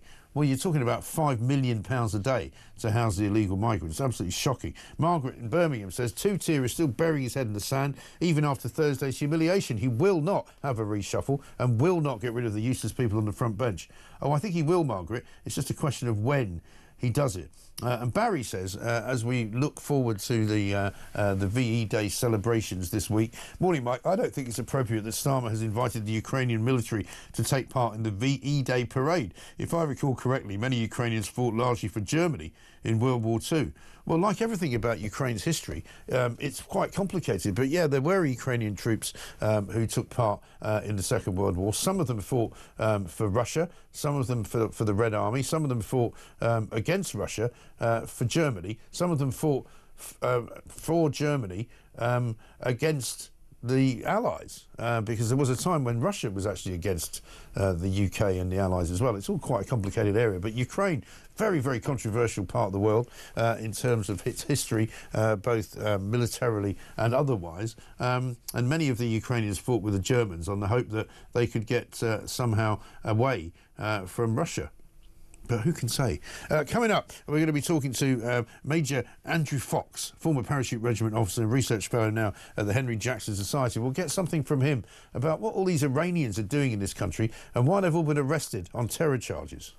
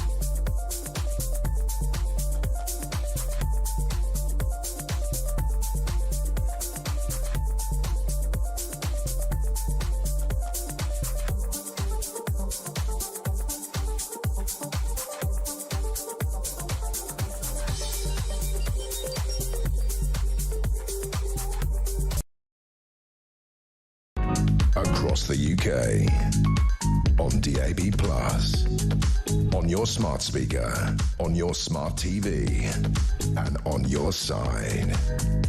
This is Talk. Welcome back to Morning Glory. I'm Mike Graham with you all the way through until, of course, 10 o'clock. Alex Phillips is here in for Julie Hartley-Brewer. We've got lots and lots of people with so much to say today. It's Bank Holiday Monday, but it hasn't stopped any of you from getting involved. Mike Hev here says, I would like to shake Starmer's hand for everything he has done. If it wasn't for him, Nigel would never have sat his backside on those green benches and become our next Prime Minister. Jules in London says, if Lucy Powell genuinely cared about the rape victims, she'd have answered the question, not let rip. The whole cabinet is a disgrace. And Susie says, on the boat people, if they knew that the men would live 3 or 4 to a room, given no money, have 3 meals a day and little freedom, I think fewer would come. Our own British people should be given somewhere to live before these illegal migrants. Well, I think a lot of people have that feeling, because one of the stories that I think shocked a lot of people this morning is on the front page of the Daily Mail, and that was the arrest over the weekend of several Iranians, 8 people who apparently are all Iranian apart from one other have been arrested. Police and MI5 have foiled a suspected plot by Iranian terrorists who were planning to carry out a major attack in Britain. A highly significant operation, it's described as, and there's growing activity by the hostile state Iran in the UK. Let's talk to Major Andrew Fox, retired former parachute regiment officer, now research fellow at the Henry Jackson Society. Andrew, very good morning to you. Good morning, Mike. I think, like many people, I was a bit surprised that there are so many Iranians in this country living here with apparently malice aforethought. And my first question was, I wonder how many more of them there are. Well, we're not particularly good at tracking that, unfortunately. We know that MI5 have told us that there have been 20 attacks connected to Iran foiled since 2022. So there's a lot of activity going on in the UK. And, you know, we just have to take comfort, I think, in the fact that those 20 attacks have been foiled. And it shows that our security services are doing a pretty bang-up job. Yes, well, they are, but I mean, I'm also amazed at the number of sort of plots that they're tracking at any given time. I mean, there's thousands and thousands of them, according to the sort of the special forces and the armed police section as well. There's a piece in the Mail saying, "Why do our politicians refuse to take the threat posed by Iran in the UK seriously?" And I mean, I don't know whether you can answer this question, but I mean, if it looks like the Islamic Revolutionary Guard Corps, the IRGC, is controlling operatives in this country, then surely there should be some policy about rooting them out and possibly having different visa restrictions or something on Iranians? Yes, I agree completely. And I know it's our long-standing policy that we don't prescribe state actors. But I think the IRGC surely is now falling into a category where we need to look at an equivalence to prescription and put more significant constraints on Iranians coming to the UK. Yeah. And make sure that any membership or affiliation to the IRGC is taken as seriously as possible. Yeah.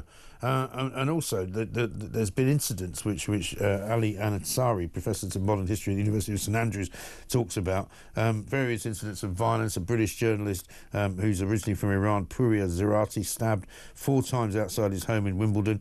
2 presenters of Iran International UK-based TV channel who were attacked. Attempted assassinations were made on them. You know, it seems incredible that these people are still living here. Yes, absolutely. And, you know, Iran sees us clearly as an enemy. We're aligned with the US primarily. We're aligned with Israel. We are instrumental in the diplomatic and economic sanctions against the regime in Tehran. And they firmly see us as within scope for their asymmetric operations, that, you know, they're destabilizing, their assassination, and their information warfare attempts. So they've made it perfectly clear that we're enemies. We've made it perfectly clear to them that we won't tolerate the regime, and we should be absolutely setting our foreign policy posture accordingly, especially when it comes to people coming to the UK. Yes, and these arrests and raids were made in 4 different places: London, Rochdale, Swindon, Manchester, Stockport, you know, just down the road from there. And there's another sort of group of Iranians who were arrested elsewhere, which are said to be not connected to this group of them. But, you know, it's all very... I mean, they say that they were targeting a specific event, I think, or building. I mean, it's not thought... Nobody really knows, I guess, but could it be VE Day related in some way? Yeah, it could be any major public events. Obviously, by their very nature, they come with a host of security threats. We are alive to the threats, and we know that both sort of the police as well as United Kingdom Special Forces are at very high readiness to react and to hopefully get ahead of such things. And I think when it comes to these attacks, we're seeing, you know, China are conducting cyber attacks on a regular basis. Russia has assassinated people on British soil previously. And it is clearly a threat that we're alive to and have to stay on top of. But there's a public role to play as well in terms of keeping vigilant and keeping this in the back of their minds, because it only takes the terrorists to be lucky once, and the security services have to be lucky every time. So it is there's definitely a role for the public to play in this when it comes to these big events. Yes, absolutely. And what sort of presence does the UK have in Iran, if any? Is there any diplomatic presence there anymore? That is a good question. I don't think so, but I'm not going to put my Because that's what I mean. When these countries become sort of closed off, if you like, a bit like Afghanistan, it's difficult to know what's going on there. It's difficult to know, where the dangerous people are coming from. The tentacles will spread. I mean, we've already seen them funding Hezbollah, funding the Houthis who managed to hurl a missile into Ben Gurion Airport over the weekend, which is very worrying for the Israelis because it means that their sort of Iron Dome system didn't work. Yeah, and Iran is saturated with intelligence. It's one of the reasons our relations with Israel are so important, because they give us an awful lot of intelligence about these kinds of threats. And it is hard to track from Iran because they do use these proxies you've just spoken about, particularly Hezbollah. For a long time, Hezbollah was a key nexus for running guns, drugs, money all around the world, South America, into Europe. Obviously Iranian funded and Iranian backed and Iranian directed, but not Iran themselves. So they do use this very complicated network. They use a lot of crypto to move money around the world. Crypto is traceable but hard to trace. So this stuff is difficult, and it requires a quite high level of technological capability to make sure we are keeping on top of it. Yeah, well, let's hope we do and continue to do so. Great to talk to you, Andrew Fox. Thank you very much indeed, from the Henry Jackson Society, former parachute regiment officer, of course, as well. Mike, just want to say that we, the people of Britain, have stopped listening to the garbage coming out of Labour and Conservative mouths. We're just not interested anymore. They've both had chances and blown them over many decades. It's time for real reform. Brilliant show as ever, says Marlene in Wolverhampton. Steve in Portugal asks, why is no one asking how the Iranians came to be in this country? Maybe small boat people. Well, it's a very good question. We have loads of people coming here from Iran, and it's one of the countries that apparently we don't send people back to. We had an Iranian just the other day who was the sex toy smuggler who couldn't be sent back to Iran because of the business he was in, because he would have been treated badly. One from Terry in Birmingham says, Mike, the Russians were our allies in World War II, so should they be invited to VE Day? Well, it's a good question. And Stuart says, Mike, Starmer didn't get voted in for any of his policies. He was voted in because he's not the Tory. So if Starmer thinks that people want his policies, he is very much mistaken, apart from the union and public sector, of course. But I think even they have had enough of him now. Well, he's been heavily criticised, actually, by several union leaders because they don't want net zero anytime soon either. Let's get a call. Scott's in Somerset. Hello, Scott. Hello, Graham. How are you? You can call me Mike. I'm fine. I just want to ask you a question about they're planning on housing migrants in houses. Right. And obviously they're going to be evicting non-migrant tenants. Well, where do these people go to live? Well, it's a very good point. I mean, what they're asking for... Do they expect them to move into hotels and pay full price, or what do they do with their furniture and everything? That's all going to go to storage, extra cost for them. Yeah, of course. I mean, they'll have to... I mean, I don't think they're going to physically evict people, but the effect will be that... I saw a couple of videos. There's a guy on here and he was saying, like, he's got a month's notice. Yes. He's been evicted for no reason other than that he wants to move in a migrant tenant because he gets more rent from a migrant than he does from... And he gets guaranteed money. Yeah, no, that will definitely be the effect of it. Yeah, you're right. And the more... So you're going to end up with another load of homeless people who have got nowhere to live because the government have decided to take away their housing. Well, the government will then have to house them in hotels. You actually, you'll get that. They expect to pay full price in the hotels, which is more expense for these people. Yeah. Well, it'll be more expensive. Surely this must be classed as a very, very racist act. Well, I would have thought so, yeah. It's mad. It's completely insane, and it's very, very backwards thinking. But, what they'll have to do, now, if these people declare themselves homeless, then the government will have to house them and pay for them to be in hotels as well. So it's a ridiculous actual plan in the first place. Of course it is.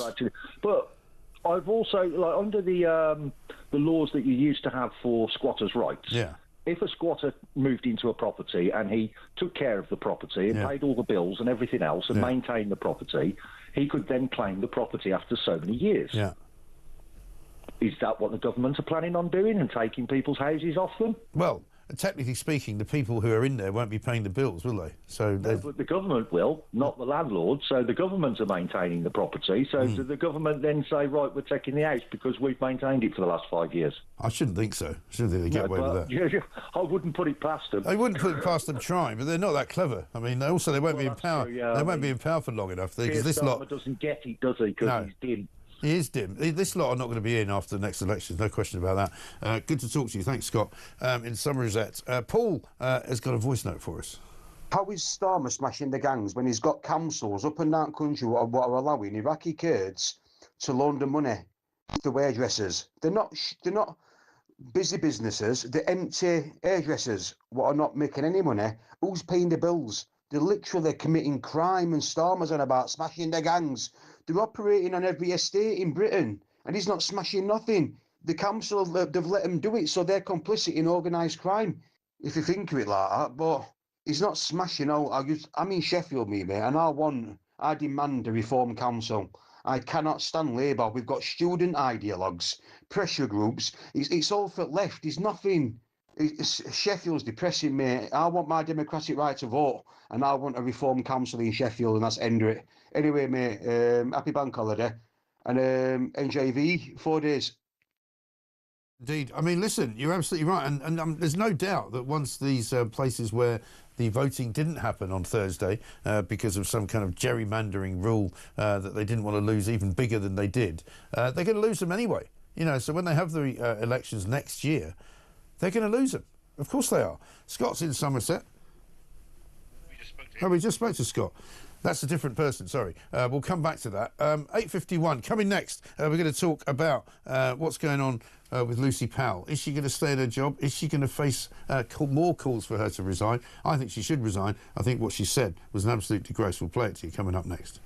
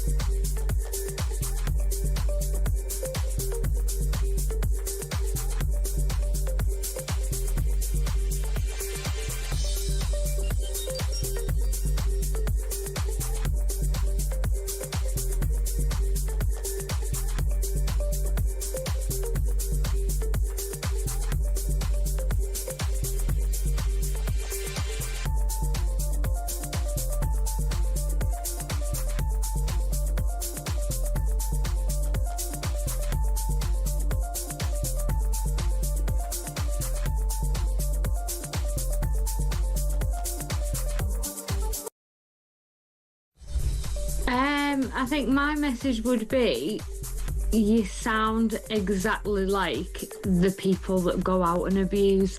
To downgrade, to dismiss, and it was just such a scummy comment.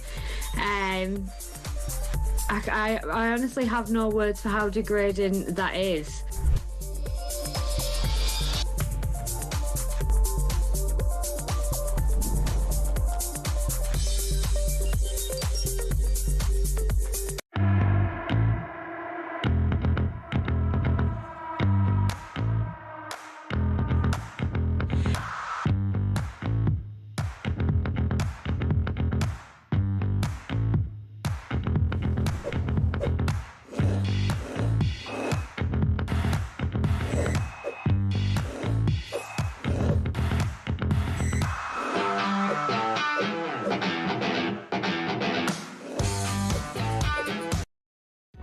Across the UK, on DAB+, on your smart speaker, on your smart TV, and on your side. This is Talk. Welcome back to Morning Glory. I'm Mike Graham with you all the way through until 10 o'clock. It's coming up to 5 minutes to 9 right now. We're going to speak to Jonathan Taylor, child safeguarding consultant and a former detective who's worked in the area for 15 years. Let's get a quick voice note from Michael in Dubai. Hi, Mike. Michael from Dubai. I left the UK 20 years ago to the day. It was a Thursday, the 5th of the 5th, 05, the last time Tony Blair got elected. I'm so pleased I did that. Great show, as I say, Michael from Dubai. In Dubai, never look back. I think a lot of people are doing the same now. So many people leaving the country. Here's one from Stuart. It says, Mike, unless Keir sacks Lucy Powell, it proves he agrees with what she said about the rape scams and indicates why he is preventing a national inquiry. I think that's absolutely right. Let's have a listen to what Lucy Powell actually did say on BBC Any Questions with Tim Montgomery. I don't know whether you saw the documentary on Channel 4 about rape gangs over this. We want to blow that little trumpet now, do we? Yeah, okay. There was a real issue. Let's get that dog whistle out, shall we? Yeah. I mean, pretty despicable thing to say about a very sensitive subject, and one which was the subject of a massive big documentary on Channel 4 just the other night. Jonathan Taylor's here.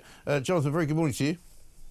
Morning, Mike. Good to speak to you again. Good to speak to you too. I mean, a lot of people saying Lucy Powell gave Labour policy away there. She kind of said the quiet bit out loud. They don't really care, don't really want to look into these rape gangs. They don't really want to have a national inquiry because at the end of the day, they don't want to know what's going to come up when they uncover the rock. Yeah, totally agree. And you know, you've now got Lucy Powell, and before that it was obviously Jess Phillips and Keir Starmer himself. And the irony to all this, I have watched the documentary. It's a line of business I've been in for many years. But also, if you actually listen to what Anna says, he goes back to 1999 to about 2004, when the original documentary was shown, and some of the research that she got out of that, which was 268 victims, and it was showing the issues regarding the vulnerability of young white girls, and the fact that there were British Pakistani men involved in the actual awful exploitation of these young white girls, even to the extent of why they chose 12, 13, 14-year-olds.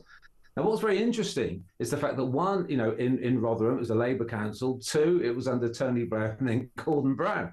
So actually, if you go back, so I think, in fact, sorry, Lucy, but all of you should be watching that documentary, and all of you should actually be going back and doing your own research to see that where we are now is 20, 30 years down the line, we all, as public, recognise this form of grooming isn't the grooming you see on the internet. It isn't that. This is a specific form of child sexual exploitation, which involves virtual kidnap and then rape. Yeah, that's what we should be looking at. That's how serious this is. It's an incredible form of child sexual exploitation, and of course there should be a huge national inquiry into this to find out exactly who decided at what stage we're not going to do anything. Exactly right. And as you say, that's why so many people don't think grooming gangs is the right phrase. Rape gangs is the right phrase, because at the end of the day, that's what they were doing.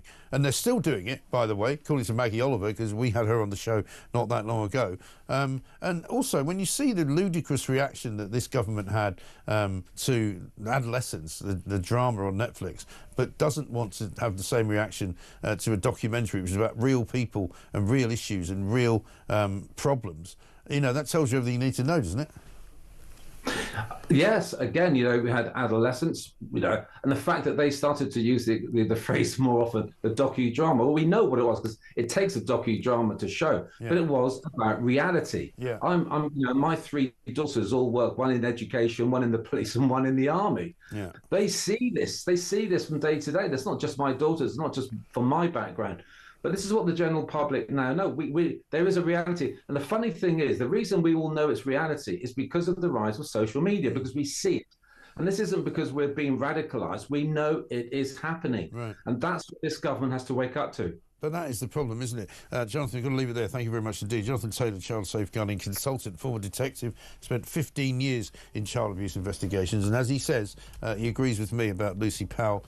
She understands exactly what she said. She knows exactly what she said, and she meant to say it. the idea that she said it in the heat of the moment when she wasn't really having her guard up is complete and utter nonsense. Bill in Cheshire, on the subject of the NHS, has sent me this.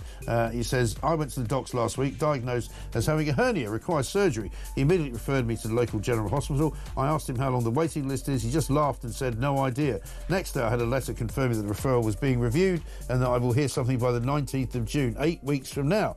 So I'm not on any waiting list at present, just in a holding pattern. Yeah, well, don't worry. When you get on one, they'll take you off it again and then cancel the appointment. Coming up next, Mark Littlewood.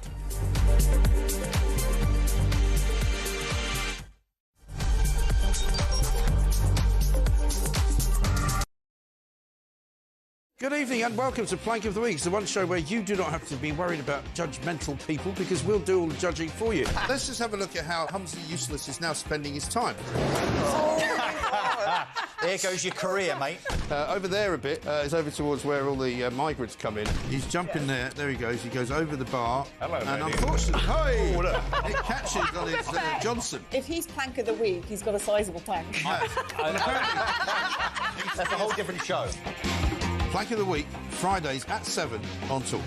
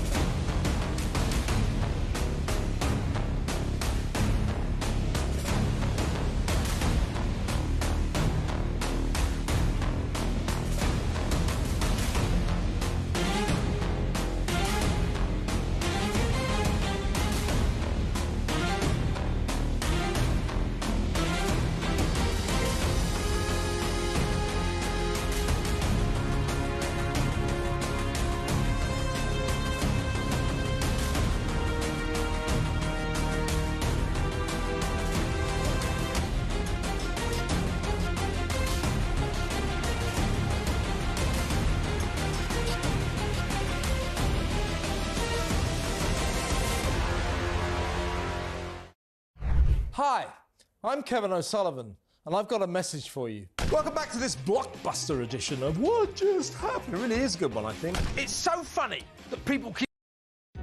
Across the UK, on DAB+, on your smart speaker, on your smart TV, and on your side. This is Talk.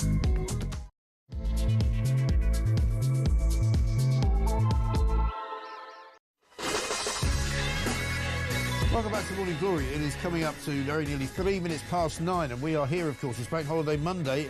Morning Glory doesn't stop just because a few people have a bank holiday, a few people don't come to work. Doesn't mean we don't, because we've got lots to say and lots of time to say it in as well. It is at the beginning of the VE Day week celebrations. We'll be going live down to Buckingham Palace a little bit later on. Alicia Fitzgerald is there for Talk. There's going to be a fly past around about 1:45. Lancaster Bombers, some Red Arrows. There's a big display of military might in Westminster. There's going to be a march past going on down there. So if you're up in London for the VE Day week, then welcome. Let's hope that it goes well. And we'll be talking about all of the other things that come up every single day between now and Thursday. Keir Starmer's been talking about it, of course. Anything to take everybody's mind off Lucy Powell a woman who I think in a lot of people's minds, and in my mind as well, should be resigning from her job today because of what she said. And we heard it just before the news there about the documentary that Maggie Oliver organised on Channel 4, which she called a dog whistle.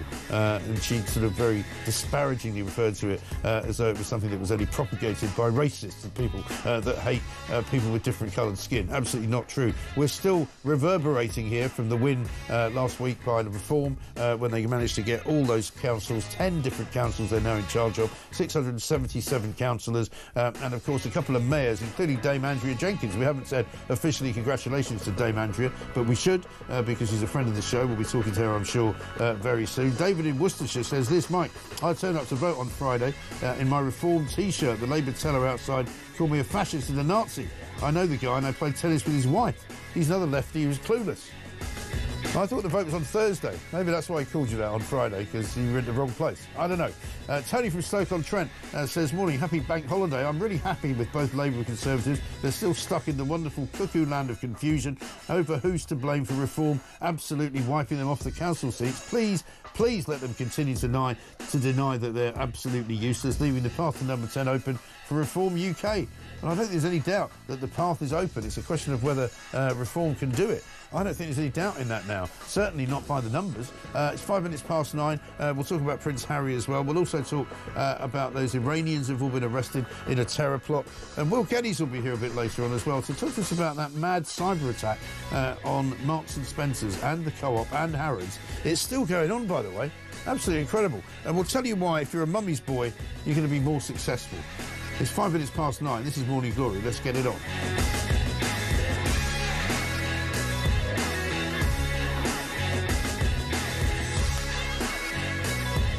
Welcome to Talk and a happy Bank Holiday Monday. Let's get a voice note from Orla.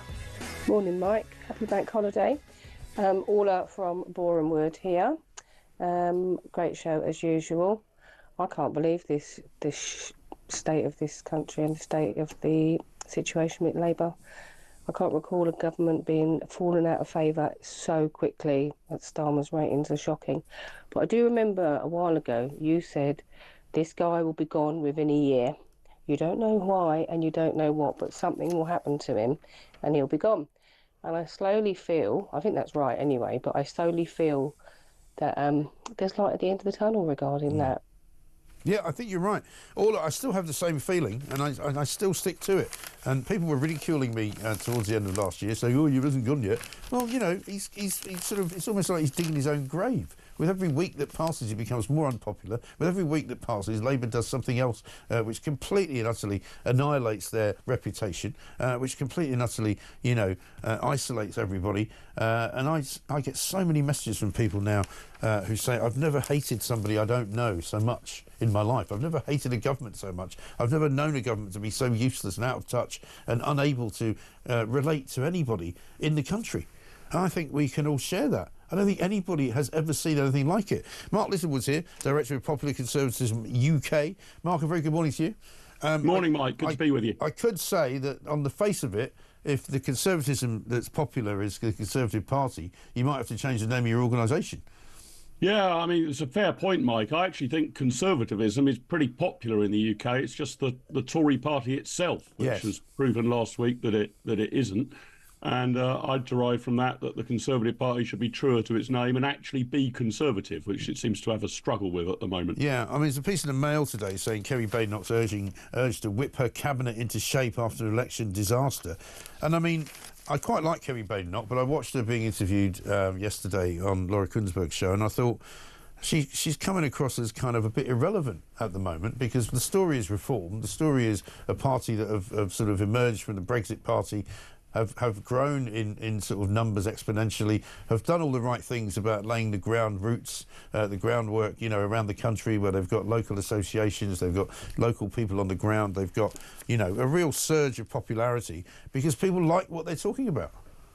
Yeah, that's bang on the money. And, it would be remiss of me not to congratulate Reform UK on what's an absolutely stunning set of election results. It's proven that the opinion poll ratings that they were notching up were not a fantasy, they were reality.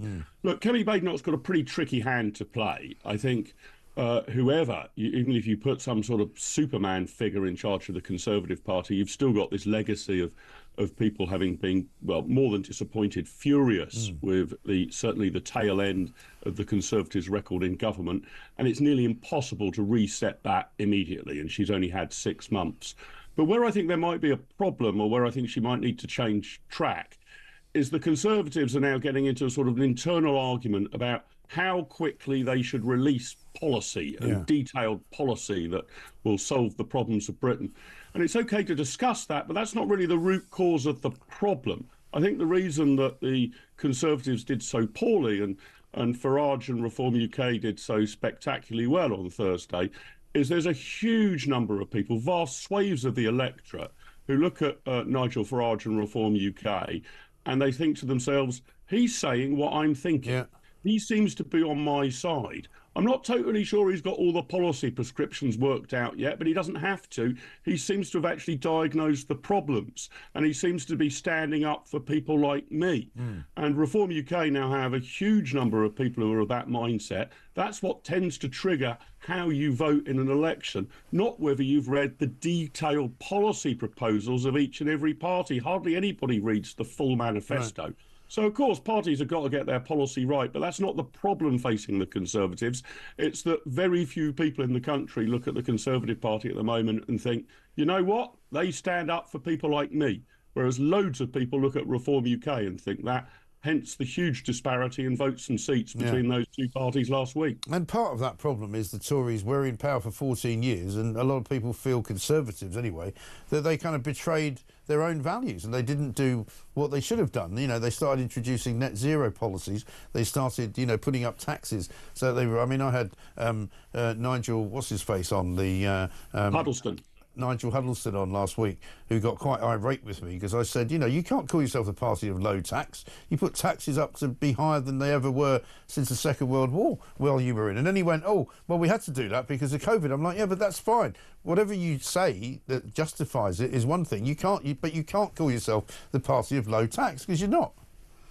Yeah, it's a real problem for the Conservative Party that if you look at how Britain changed over the 14 years of Conservative rule, it's hard to find really a single way in which Britain became more conservative. You've highlighted tax there, Mike. The tax burden went up to its highest level in peacetime, basically.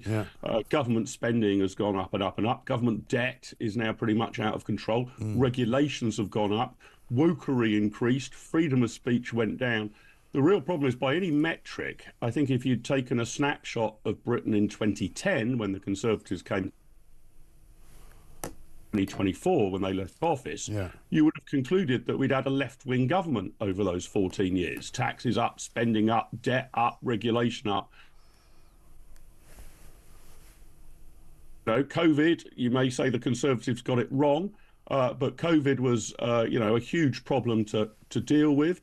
And maybe it should have been dealt with differently. Brexit chewed up a huge amount of bandwidth, but nevertheless, the Conservatives left office with that unfortunate record, and it's going to take a huge amount, I think, to persuade the British electorate that if you want lower taxes, less regulation, more controlled government spending, that the Conservative Party is the clear option for that. So I think Kemi's probably got to come up with an explanation as to why this went wrong, which isn't just, well, COVID was a problem. We need a bigger explanation as to why the Conservatives couldn't get taxes down, spending down and regulation down. Yeah, absolutely right. Because that was another one of his claims, Nigel Huddleston's, was the party of small government. I was like, you can't say that. There's absolutely no way. I mean, somebody joked last week with me that Tony Blair was probably the most conservative Prime Minister we had since the turn of the century. Because when you think back to David Cameron, Theresa May, you know, Liz Truss didn't get much of a chance, obviously.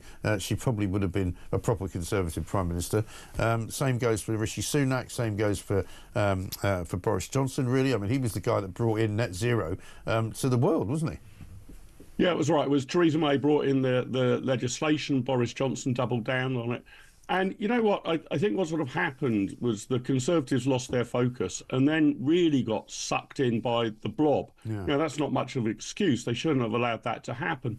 But barely a day went past without the Conservatives finding some other human or economic activity that they wanted to regulate.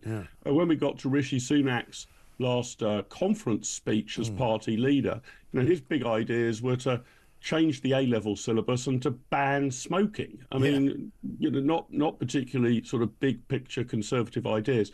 Look, oftentimes parties of any description sort of run out of steam once they've been in office for a decade or so, and that certainly happened to the Conservatives, combined with an awful lot of infighting. But I think the Conservatives have got to decide something. That probably about half of the Conservative Party, for sake of argument, thinks that they can work within the present system of government we've got in Britain in order to make things better.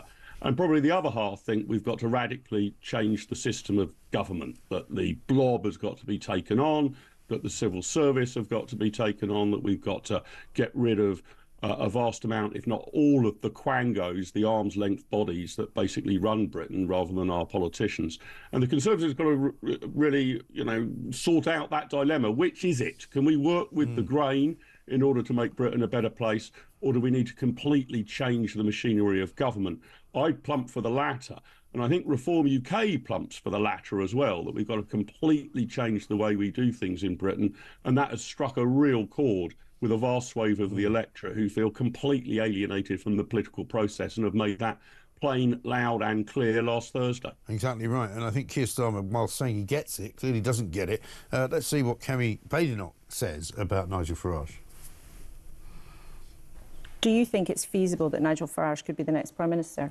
As I've said, anything is feasible. Anthony Albanese said, people were writing him off. He's just won a landslide. But my job is to make sure that he does not become Prime Minister because he does not have the answers to the problems the country is facing. How do we increase productivity? What is the plan to improve our environment while dealing with climate change? How do we make sure that we can deal with an ageing society, people not having enough children? Immigration, a big issue. His answer is to have another minister. We have 2 ministers who are dealing with that. Those are not serious solutions. Do you think people should have more children? I do, but that's a personal choice. But we have to look at the demographics of our country. We cannot solve it with immigration. It is making things worse. It's making us all poorer, and none of the problems are being fixed. She is right about that, of course, and I've got no confidence, as I'm sure you don't, in Keir Starmer sorting out immigration. He's going to talk tough on it. They're talking about, we just hear this morning on the front page of the Times, the EU are refusing to share data with the UK. They're saying that, despite the new reset, whatever you may wish to call it, with Keir Starmer sort of sucking up to Ursula von der Leyen, that ain't going to happen. And in fact, it turns out they weren't sharing a lot of the data with us even when we were in the EU, because we were never in the Schengen area. Yeah, no, that's right, Mike. I mean, I agree with every word that Kemi Badenoch said in that clip there. Right? When every time I listen to her, I think, yeah, there's nothing you've said I disagree with. I think she was right to say that it's feasible that Nigel Farage could be Prime Minister. I mean, you'd be a fantasist if you didn't think that was the case. In fact, I think he's the favourite to be the next Prime Minister. Maybe not odds on, but nevertheless a favourite from a crowded field. What he's got right, and I think the 2 older legacy parties, the Conservatives and Labour, have got wrong, is even if Kemi Badenoch's right that Farage has not got all of the solutions, I think a large number of people think he's got the diagnosis right. He's analysed what the problem is. OK, maybe he hasn't worked out every single way of solving it. But if you were looking for a doctor, you would want a doctor who'd actually correctly analyse the illness, even if they weren't quite sure how to treat it yet. But going on to Starmer and the Labour Party, who, it's worth remembering, also took a complete battering on Thursday. Yeah. Had it been a general election, the Tories and Labour would have got barely a third of the vote between them, let alone each. Right. It's extraordinary. And all of this, we're going to go further and faster. That was, if you were playing a drinking game watching election coverage last week and had a shot every time Labour said, we're going to go further and faster, you'd now be dead of alcohol poisoning. Right. But the problem is they appear to be wanting to go further and faster in the wrong direction. The electorate basically said they want a change of direction. If you're in the back of a taxi and you notice the driver is going in completely the wrong direction and you point that out to him, you don't expect the driver to say, I hear you loud and clearly, sir, and put his foot to the floor and accelerate even faster in the wrong direction. So if Labour's serious that they get it, that they've heard loud and clear, then we should expect a few screeching U-turns in the coming days and weeks. Well, I'm not optimistic on that score. No, I'm not either. Absolutely right. Mark, good to talk to you. Thanks very much indeed. Mark Littlewood, Director of Popular Conservatism. As I say, the Popular Conservatives are not very popular at the moment. Let's get a voice note from Laura. Morning, Mike. Laura here, leaving you this whilst out walking the dog in the not-so-sunny Kent today. If I were Reform and I'd taken over control of all these councils, the first thing I would do is an audit of everyone in council houses and on council house benefit. I would be checking that the person living in that property is who they say they are and they're not subletting. Yeah, I think that's a very good place to start, Laura, because there's clearly an awful lot of grift going on. There's clearly an awful lot of corruption in every single council department that you could shake a stick at, and you'd be able to at least rattle the cages. And if you turn up the money boxes upside down, you'll find there's an awful lot of money being put in an awful lot of places where it shouldn't be going. John says, greetings and a good evening from New Zealand, Mike. Always a great show. One from Roy, who says, always a great show. I've just downloaded the new app for Talk. It's great. Keep up the great work in highlighting all the issues that other broadcasters seem happy to ignore. Absolutely right. Steve says, Mike, we're a few billion short for social care and spending billions on illegal immigrants. There's an answer in there somewhere. Well, there is. Many of you have been sending me lovely pictures of your locations. Got loads of people with bumper stickers coming in right now as well. Let's just run through a quick few that we haven't done so far. Mike from Madeira. Morning. That's from Stuart with a lovely picture of the sea, which looks very calm. Gary and Lisa from Canterbury, currently in Dunkirk, France for the weekend. Never missed the show. Watched it from India last year. Love you, Mike. Brilliant. Greetings from the head of the Talk fan club in Zurich in Switzerland, says Neil. And morning from Andy, watching in Hua Hin, Thailand. I left the UK in April. I'm not coming back until Labour have been kicked out. Love the show. Well, that'll be sooner than you think.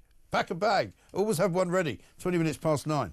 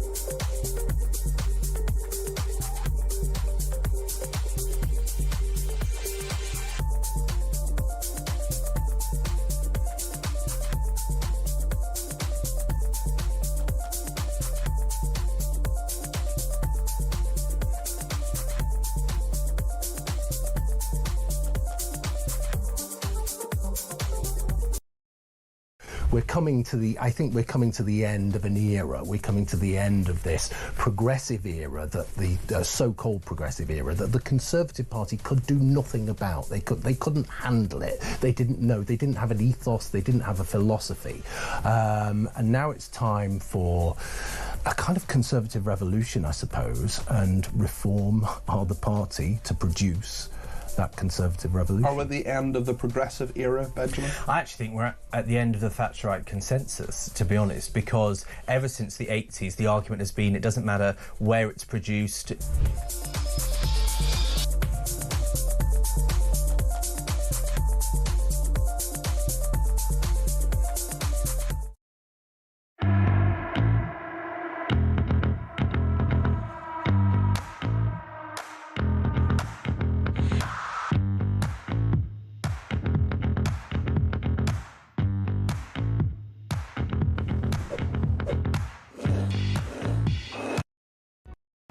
Across the UK, on DAB+, on your smart speaker, on your smart TV, and on your side.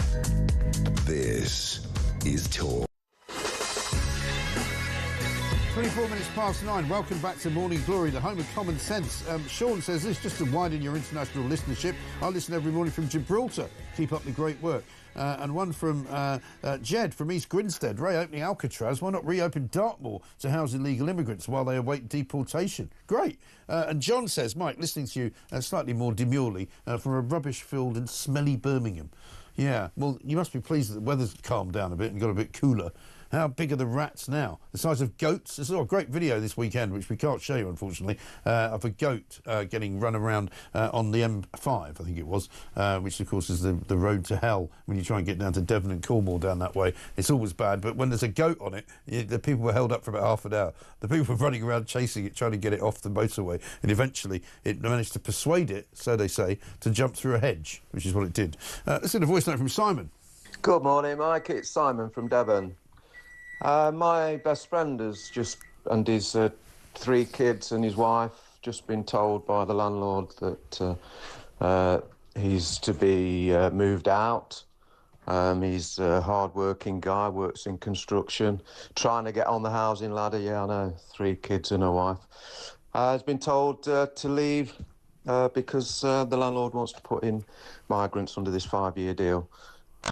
He's obviously going to fight it, but I don't quite know what the legal aspects are. But I can imagine this being pretty much the next big scandal.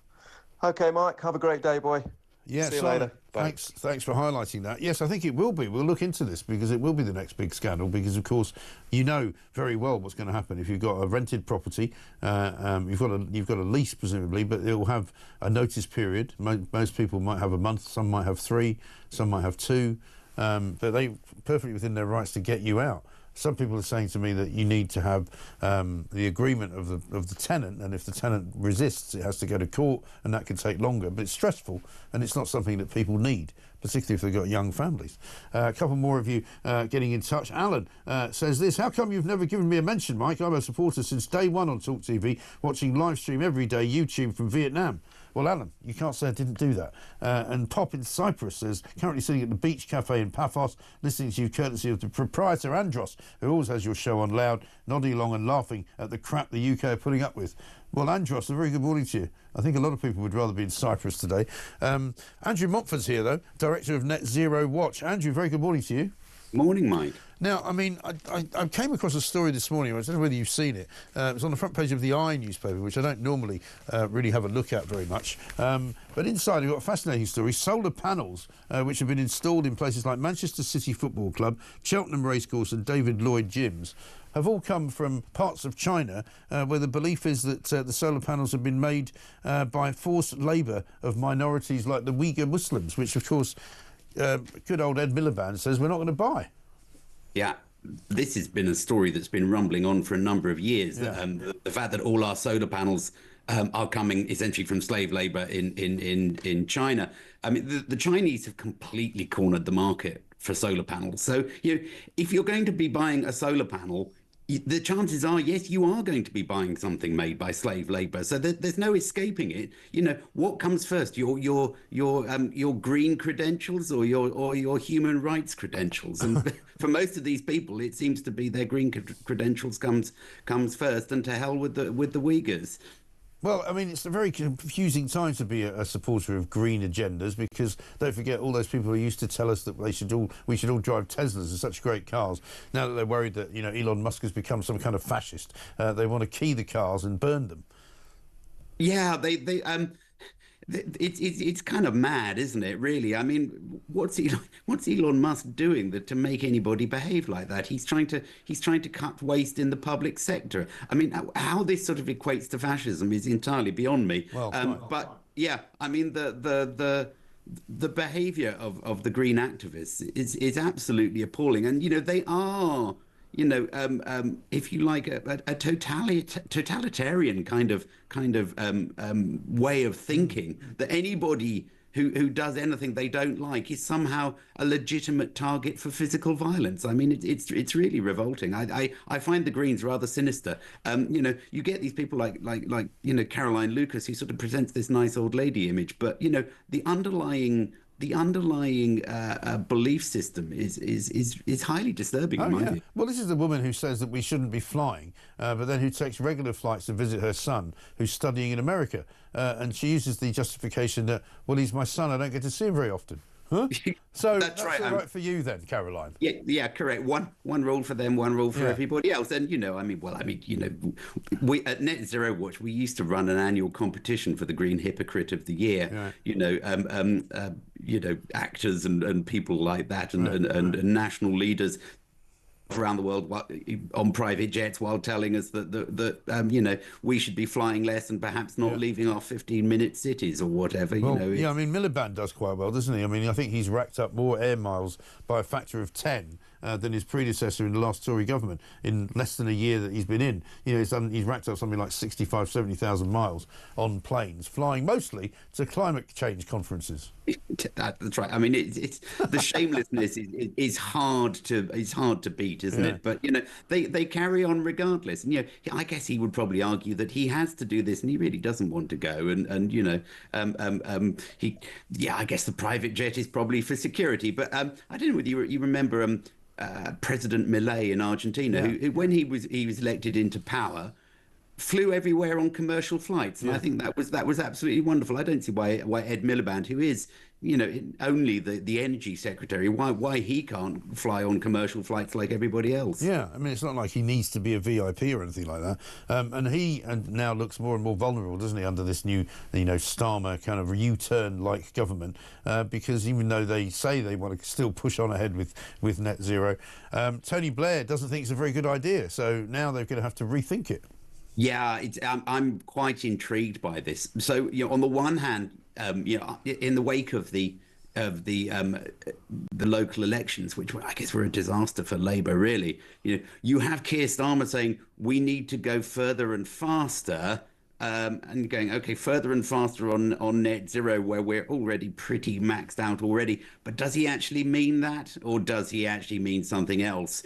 In reality, I think Ed Miliband's position must be questionable, because energy prices. If energy prices keep going up, as they, I think they're actually going to come down for the next 6 months before they start to go up again. So by next winter, does Starmer really want to be having to explain to the public why their bills are going up again? And people are going to keep coming back to what he said before the election. We're going to get your bills down by £300. Right. And he's going to look like a complete idiot if they're sort of £300-400 higher than they were when he came into power, rather than £400 lower. To be fair, it's not an unfamiliar position for him to be in, to be looking like a complete idiot. Now the union's having a go at him though as well.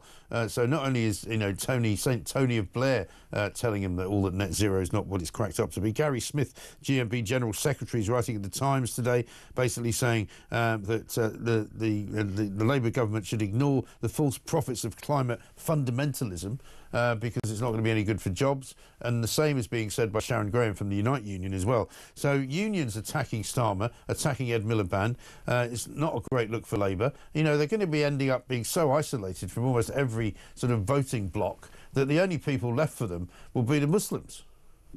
That's probably right, actually. I mean, of course, the unions are Labour's paymasters. So, and it may well be that money calls the shots. I think Unite and the GMB, they've been... if I was a member of one of those unions, I would be pretty fed up with the performance of the union leaders over the last 10 years. They should have been saying this 10 years ago. Yeah. As it is, they've come out latterly. But is that going to be too late for the North Sea? Quite possibly. It's certainly too late, say, for the Grangemouth oil refinery, which stopped operations last week, and all the other jobs that have been lost in manufacturing. So I think that the unions, when this is all over, when we've given up on net zero, people will look back and say the unions played a pretty poor part. But I guess at least they're doing something now. I think they need to do more, and they need to say it much louder, and they need to put much more. They don't want gentle pressure on Labour. They really need to be going in with both boots and saying, "What are you thinking about?" Exactly. Stop strangling the economy. I mean, even I think it was the Energy Minister of Norway was in town last week telling the British government not to give up on oil, because effectively he said what you want to do is stop producing oil so that you can buy it from us, and then we're bringing it out of the same part of the sea and selling it to you.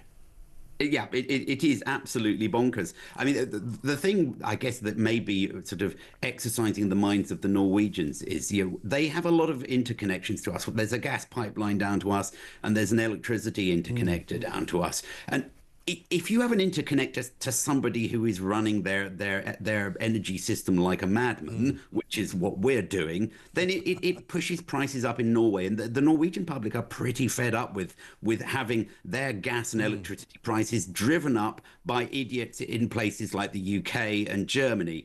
So I think that may be what the Norwegians are getting at. He's asking us to start behaving rationally again, because, we've had 15, 20 years of being led by people who are just mad, basically. Bonkers. Exactly right.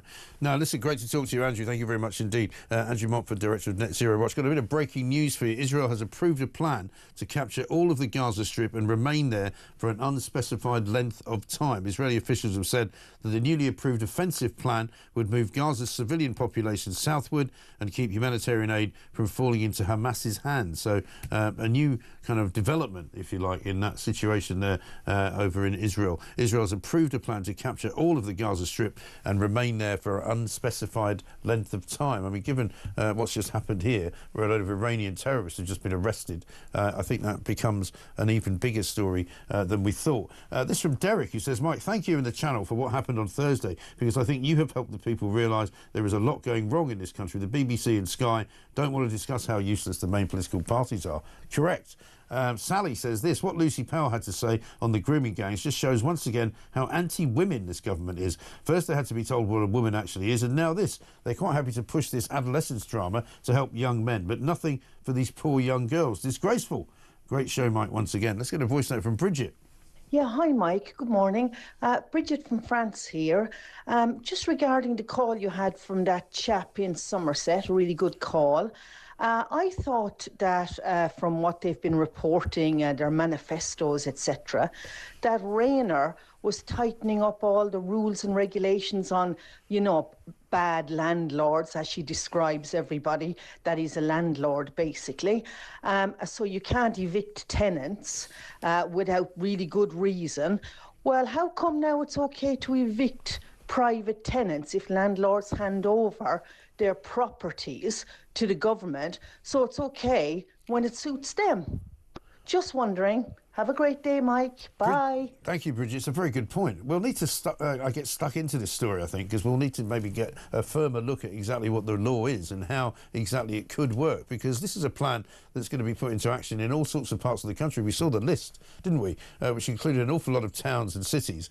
None of them, of course, very much south of Watford, but an awful lot of places in East Anglia, in Yorkshire and Humberside, up in the northeast, up in the northwest, in Cheshire, all sorts of places, even the Lake District, where they want to put people in housing, which is currently occupied by other people, for heaven's sake. My 82-year-old mum went to hospital last Tuesday for an appointment, says Vin. She was told we need to cut a lump out and we will book you in for the next appointment, an operation on Thursday the 8th of May, and we'll send you a letter to confirm. The letter arrived, guess what? They cancelled the operation with no new date given. Yes, that's what they do. Coming up, we're going live to Buckingham Palace, where Alicia Fitzgerald is for talk, just before the VE Day celebrations.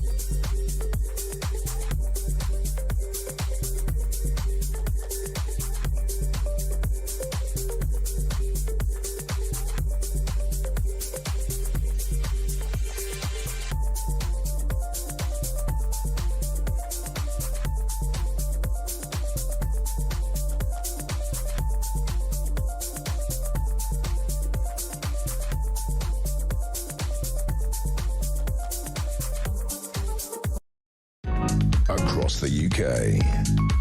On DAB+, on your smart speaker, on your smart TV, and on your side. This is Talk. Welcome back to Morning Glory. I'm Mike Graham. It's 9:39. Pete says, I bet the VE Day flypass is next on Red Syllaband's list of fuel-burning things to ban. The flypass will happen today at 1:45 if you're anywhere near London or if you can get yourself near a television screen. Alicia Fitzgerald is down there for us right now, Talk reporter at Buckingham Palace, I believe. Alicia, very good morning to you. Good morning, Mike. Good to see you. This is the start of a sort of a week of celebratory events. I think something kicking off at 11:30 in Parliament Square. Tell us what's happening. Yeah, you're absolutely right, Mike. Today is the big Victory in Europe Day. It marks 80 years since the unconditional surrender of Nazi Germany in the Second World War. And obviously where I am now, it's Buckingham Palace. This is where the main event will kick off.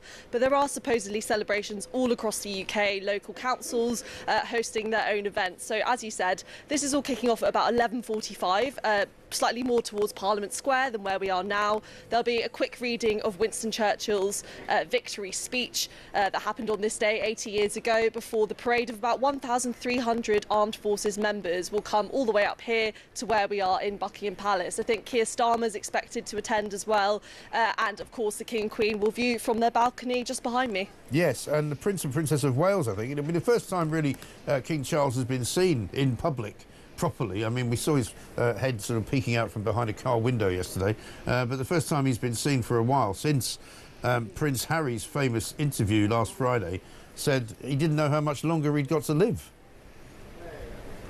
Yeah, I mean, definitely a really significant day for the royal family. I mean, I think we've definitely seen in the past, particularly when the Queen, former Queen Elizabeth II, when she started to fall a little bit more ill, was becoming a bit more elderly, it just shows how much prominence the royal family put on events like these, and they made sure that she was still very much visible and able to come to events like this. So I think it's no surprise that King Charles wanted to do the same thing. And it's interesting because just before I came live to you, I was just saying, oh, there's not many people around, but I can honestly see now already, just from a barrier towards my right, there are crowds and crowds of people, members of the public, already gathering here around Buckingham Palace, either to get a glimpse of the parade or maybe to try and spot a member of the royal family as well. So definitely a big event that's already starting to warm up. Yeah, I was about to ask you that question. So much of London, a lot of London will be sort of celebrating all week, really, won't it? Because the actual official VE Day is Thursday, but there'll be something every day. So, I mean, lots for people to come to. I mean, the tourists are still coming to London, despite how expensive it is, despite how crowded it is. It's still very much a draw, isn't it? Absolutely, and I mean, this is something that's just so uniquely British, and I'm sure we'll be able to bring you some pictures a little bit later throughout the day. But this parade of the armed forces members, you know, they're all going to be in their really smart military gear, and there's going to be bands playing, and it's just something that is so traditional to our British culture here, and something that just doesn't happen in other places in Europe. So definitely a big tourist attraction, but a big draw as well for people in various parts of the UK who want to come here and want to celebrate. Brilliant. Well, have a good day. Alicia, good to talk to you. Thank you very much indeed. Alicia Fitzgerald, Talk reporter, live there outside Buckingham Palace, where the crowds are beginning to gather because shortly after this show finishes at 10 o'clock, Alex Phillips will take you through till 1, and there's a lot of activity going on over the next 3 hours. And then, of course, that fly past at 1:45. This from Stephen in Lincolnshire. 4 hours of you, followed by 3 hours of Alex. This is turning to the best bank holiday ever. Let's get a voice note from Judith. Hello, it's Judy from Altos, West Yorkshire. I'm glad that they managed to halt that terrorist attack and arrest all them Iranians. But they're going to do something sometime, we know that. But I blame politicians. Over the last 30 years, they've allowed and imported an enemy within. I can remember when Tony Blair was Prime Minister, that Captain Hook chappie used to stand in the street after Friday prayers, preaching to crowds, behead British soldiers, etc., etc. And the police were just there just to make sure nobody bothered him. And that allowed that. They've come over here and been given council houses. A former AMA spokesman got a council house, which he's now managed to buy. Like I said, they've allowed an enemy within. Thank you. Totally right, Judith. Absolutely spot on. I love the Captain Hook reference, by the way. That's, of course, Abu Hamza, who's currently doing some time over in an American jail. Well, I think they've locked him up for life, haven't they? Unfortunately. But fortunately for the rest of us. But she's absolutely right. The enemy within is exactly what we've got. Richie says this in West Sussex. Lucy Powell should go one way or the other, resign or be booted out. Thoroughly disgusting comment. One from Anne in Oakley. She says, as landlords, we know you cannot evict a tenant with less than 2 months' notice, and if the tenant does not move out, you have to go to court. This can take 6 months. How will the courts cope with hundreds of new evictions? Good question. And one from Tony in Selby. Morning, Mike. My son and his family saw the future of Britain by emigrating to Poland last August. And the main reasons were to protect his daughters from what is happening here. Although we miss them, we are happy to know they are now in a safe, great place and a great show. It's 9:45. Coming up, Will Geddes is going to be here. We want to talk to him about the Marks and Spencer's hack, but we'll also get some info from him on Prince Harry and those Iranians that have all been arrested. This is Talk.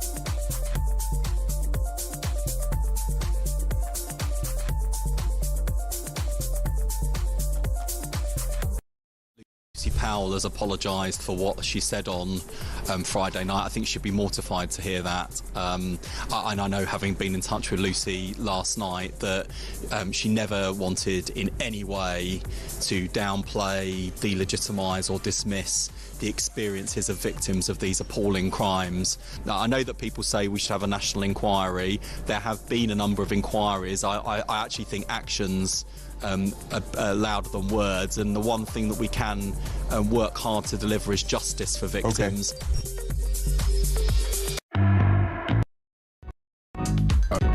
Across the UK, on DAB+, on your smart speaker, on your smart TV, and on your side.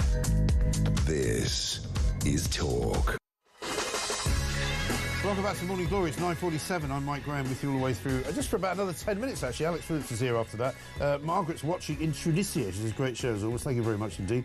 And Sue from Essex says, Mike, great show. I wish I had the money. I'd get my car resprayed Reform Blue. Keep up the good work. Well, there we are. Will Geddes is here with us. Very good morning to you, Will. Good morning, We've sir. got lots to talk to you about. But first, a voice note from Tony on Labour. Hi, mate. Great show. Tony from Bradford here. Yeah, I used to work in Switzerland. I was over there for like nearly 18 years working in casinos. Near a place you know well, near Bellinzona. I think you're from there, or you live there or something, Mike. And what did I do? Why did I come back to this country? I'm so stupid, but hoping to leave the country again maybe in 2 years, settle down in Sicily. I've had enough of this commie government. Enough's enough. Yeah, I mean, it's not going to get any better either before it gets worse. I mean, they did say that, but we didn't have any idea how bad. Will Geddes is here. No, very good morning. He's a security expert, security specialist. There's so many things to talk to you about this morning. But let's kick off. I read a piece at the weekend about Marks and Spencer's and this incredible, hack that they've had, this attack, cyber attack, which has seemingly come from one of these shadowy groups that's got a name. It's something shadow, isn't it? Yeah, Scattered Spider. Scattered Spider, there you go. But the thing that surprised me was that they said they had no plans or it's been said that they had no plans to defend against one of these types of attacks, which seems incredible to me. It is. It's astounding, Mike. I mean, when you think about it, someone as big as M&S, who've been around and were one of the first sort of online retailers as well, so it wasn't just going into the shops. You could order whatever it was that you needed online. And they found themselves susceptible to something which has been going on for many, many years, which is a ransomware attack. And many of the viewers and listeners will know what a ransomware is. They will have got these similar things sent to even their own personal emails, which where someone gets inside, steals your data or encrypts your data, and then holds you to ransom and says, pay me X amount of money and I'll give it back to you. And M&S have been hit so badly on this, they've lost pretty much all their ability to do the online retailing. I've certainly went in my local M&S the other day and they said we can't take card payments or, you know, and so they're having to take cash. Right across the board. And it's really become so widespread. They're losing about £3.9 million a day, I mean, this will finish them off if they're not careful, won't it? Yeah, it could put them into a really bad position. I mean, I had a case which I managed some years back for an online e-commerce business. I won't say who.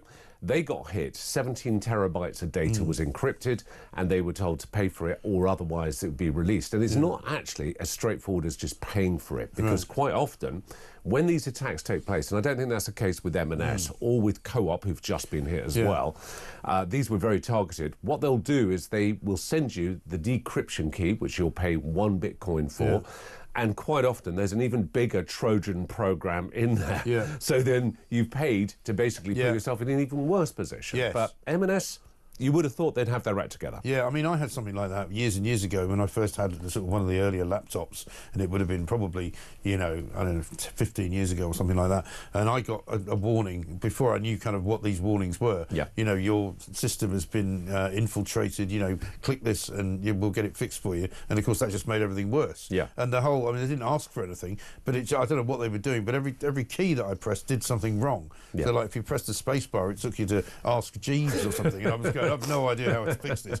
But it seems incredible that they had no plan.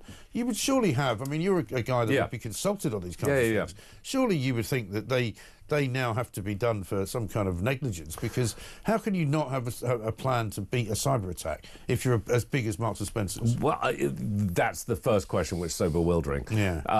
Many of these companies have to bear in mind, and it's believed that for the M&S, and again, this is only from sketchy reports I'm getting, they were targeted through one of their third-party suppliers, and that is not uncommon. What they'll do is, you know, you want to get into the castle, you're not going to go to the main gate and the portcullis. You know, you're going to come in through the rear exit, or you're going to come in through one of the traders into that area. Exactly, or the sewers. And the problem is that they didn't have the resilience or the partitioning. And many big companies now, Mike, will even impose certain standards on their suppliers to make sure that they are robust enough that can't be an area of exploit. So what they're doing right now, from what I understand, is they had to release it to the Information Commissioner's office, because I think it was such a massive breach. They couldn't keep it to themselves. They're going to be scurrying around behind the scenes. Where, let's say, take your situation, Mike, you know, that you just recounted. What often, you know, you would have to do in those instances is, as long as you've been backing up your data and those backups have integrity and they're safe, there's no reason why you can't scrub, reload the last backup and you start afresh. And like with your computer, you probably just turned it off in panic. I had to find somebody who could fix it for me. And that's what I actually ended up having to do, because I don't know what they did, but they managed to do it. You know? But as I say, this whole kind of, you know, danger that lurks out there that people don't really know what to do about when it happens. It's dreadful. Yeah, it is dreadful. I mean, and this particular ransomware called Dragon Force is going across the board. So we've had, literally in the last week, since Easter weekend, which was when M&S were hit, from what I understand, you've had Co-op that have now been hit with all their customer data, and that's being held to ransom. You've had an attempt against Harrods, and this particular group, Dragon Force, or the Dragon Force ransomware, which is being distributed, has been used against online gambling. So, you know, we ourselves as consumers also have to be very cautious that we're running antiviral, anti-ransomware software to make sure that it doesn't cascade into our own systems, because that's always a risk that can potentially also Absolutely right. Speaking of risk, let's talk about this Iranian terror plot, which came up over the weekend as well. I mean, it seems as though there's two separate plots. One involving 8 people, another one involving a separate 2, I think. 7 of the 8 Iranians, all supposedly working for the Revolutionary Guard. Yep. I mean, how have we let these people into the country, one, and have some of them come on small boats? Possibly. Very possibly, Mike. I mean, any embassy around the world that has intelligence agents are supposedly, and I put that in inverted commas and it applies to us as well, has to disclose to that state who is actually working within intelligence. Right. Now, these particular individuals, Iran has really been operating on a very, very ferocious level against the UK. In the last 3 years, there have been 20 major plots that these security services have intercepted. This particular instance that you mentioned, these two particular operations or two cells that are operating, was across 5 separate cities, including Manchester and London. Right. Now, to involve CTSFO, the Counter-Terrorism Specialist Firearms Officers, and UK Special Forces operators means that they were doing some dynamic entries, and one of those plots was literally hours away, supposedly, from actually being put into play. And you do wonder whether nowadays, I mean, we saw the Lady Gaga thing, that seems to have been plotted by some kind of mad hate group. I mean, they're not even really on the radar in this country, I suppose, but you wonder about VE Day celebrations, you wonder about concerts, you know, after what happened with obviously Lady Gaga recently, but also Taylor Swift in the summer last year, and also obviously the Manchester Arena bombing. You know, there's so many targets that you wonder whether we can defend them all. Well, I think we have to take our hats off to the security services and to Counter-Terrorism Command. You know, MI5 and them are doing an amazing job, considering the levels of threat that we've got. I mean, Islamic State hasn't gone away, Islamic extremism hasn't gone away, Al-Qaeda hasn't gone away, and certainly now with the developments with Islamic State and Al-Qaeda joining forces into the Muslim army, you know, we're facing an even bigger potential threat. So the thing I would say is we've got to be very cautious about what we're hearing reported, particularly on these lone actors, these lone wolves, as they like to call them, that they are not simply attributed to mental health issues. I've got a real bugbear about that, because quite often it's easy to blanket it with that when actually there's probably something more at play. Yeah, well, exactly right, because there are so many people now in this country of whom we have no idea. Exactly. You know, the ones, you know, the people coming on the migrants coming on the small boats, it's not going to be long before there's 1,000 a day, seems to me, as the weather, you know, gets even better for the summer. And it seems incredible that this government, no matter what it says, doesn't know who they are.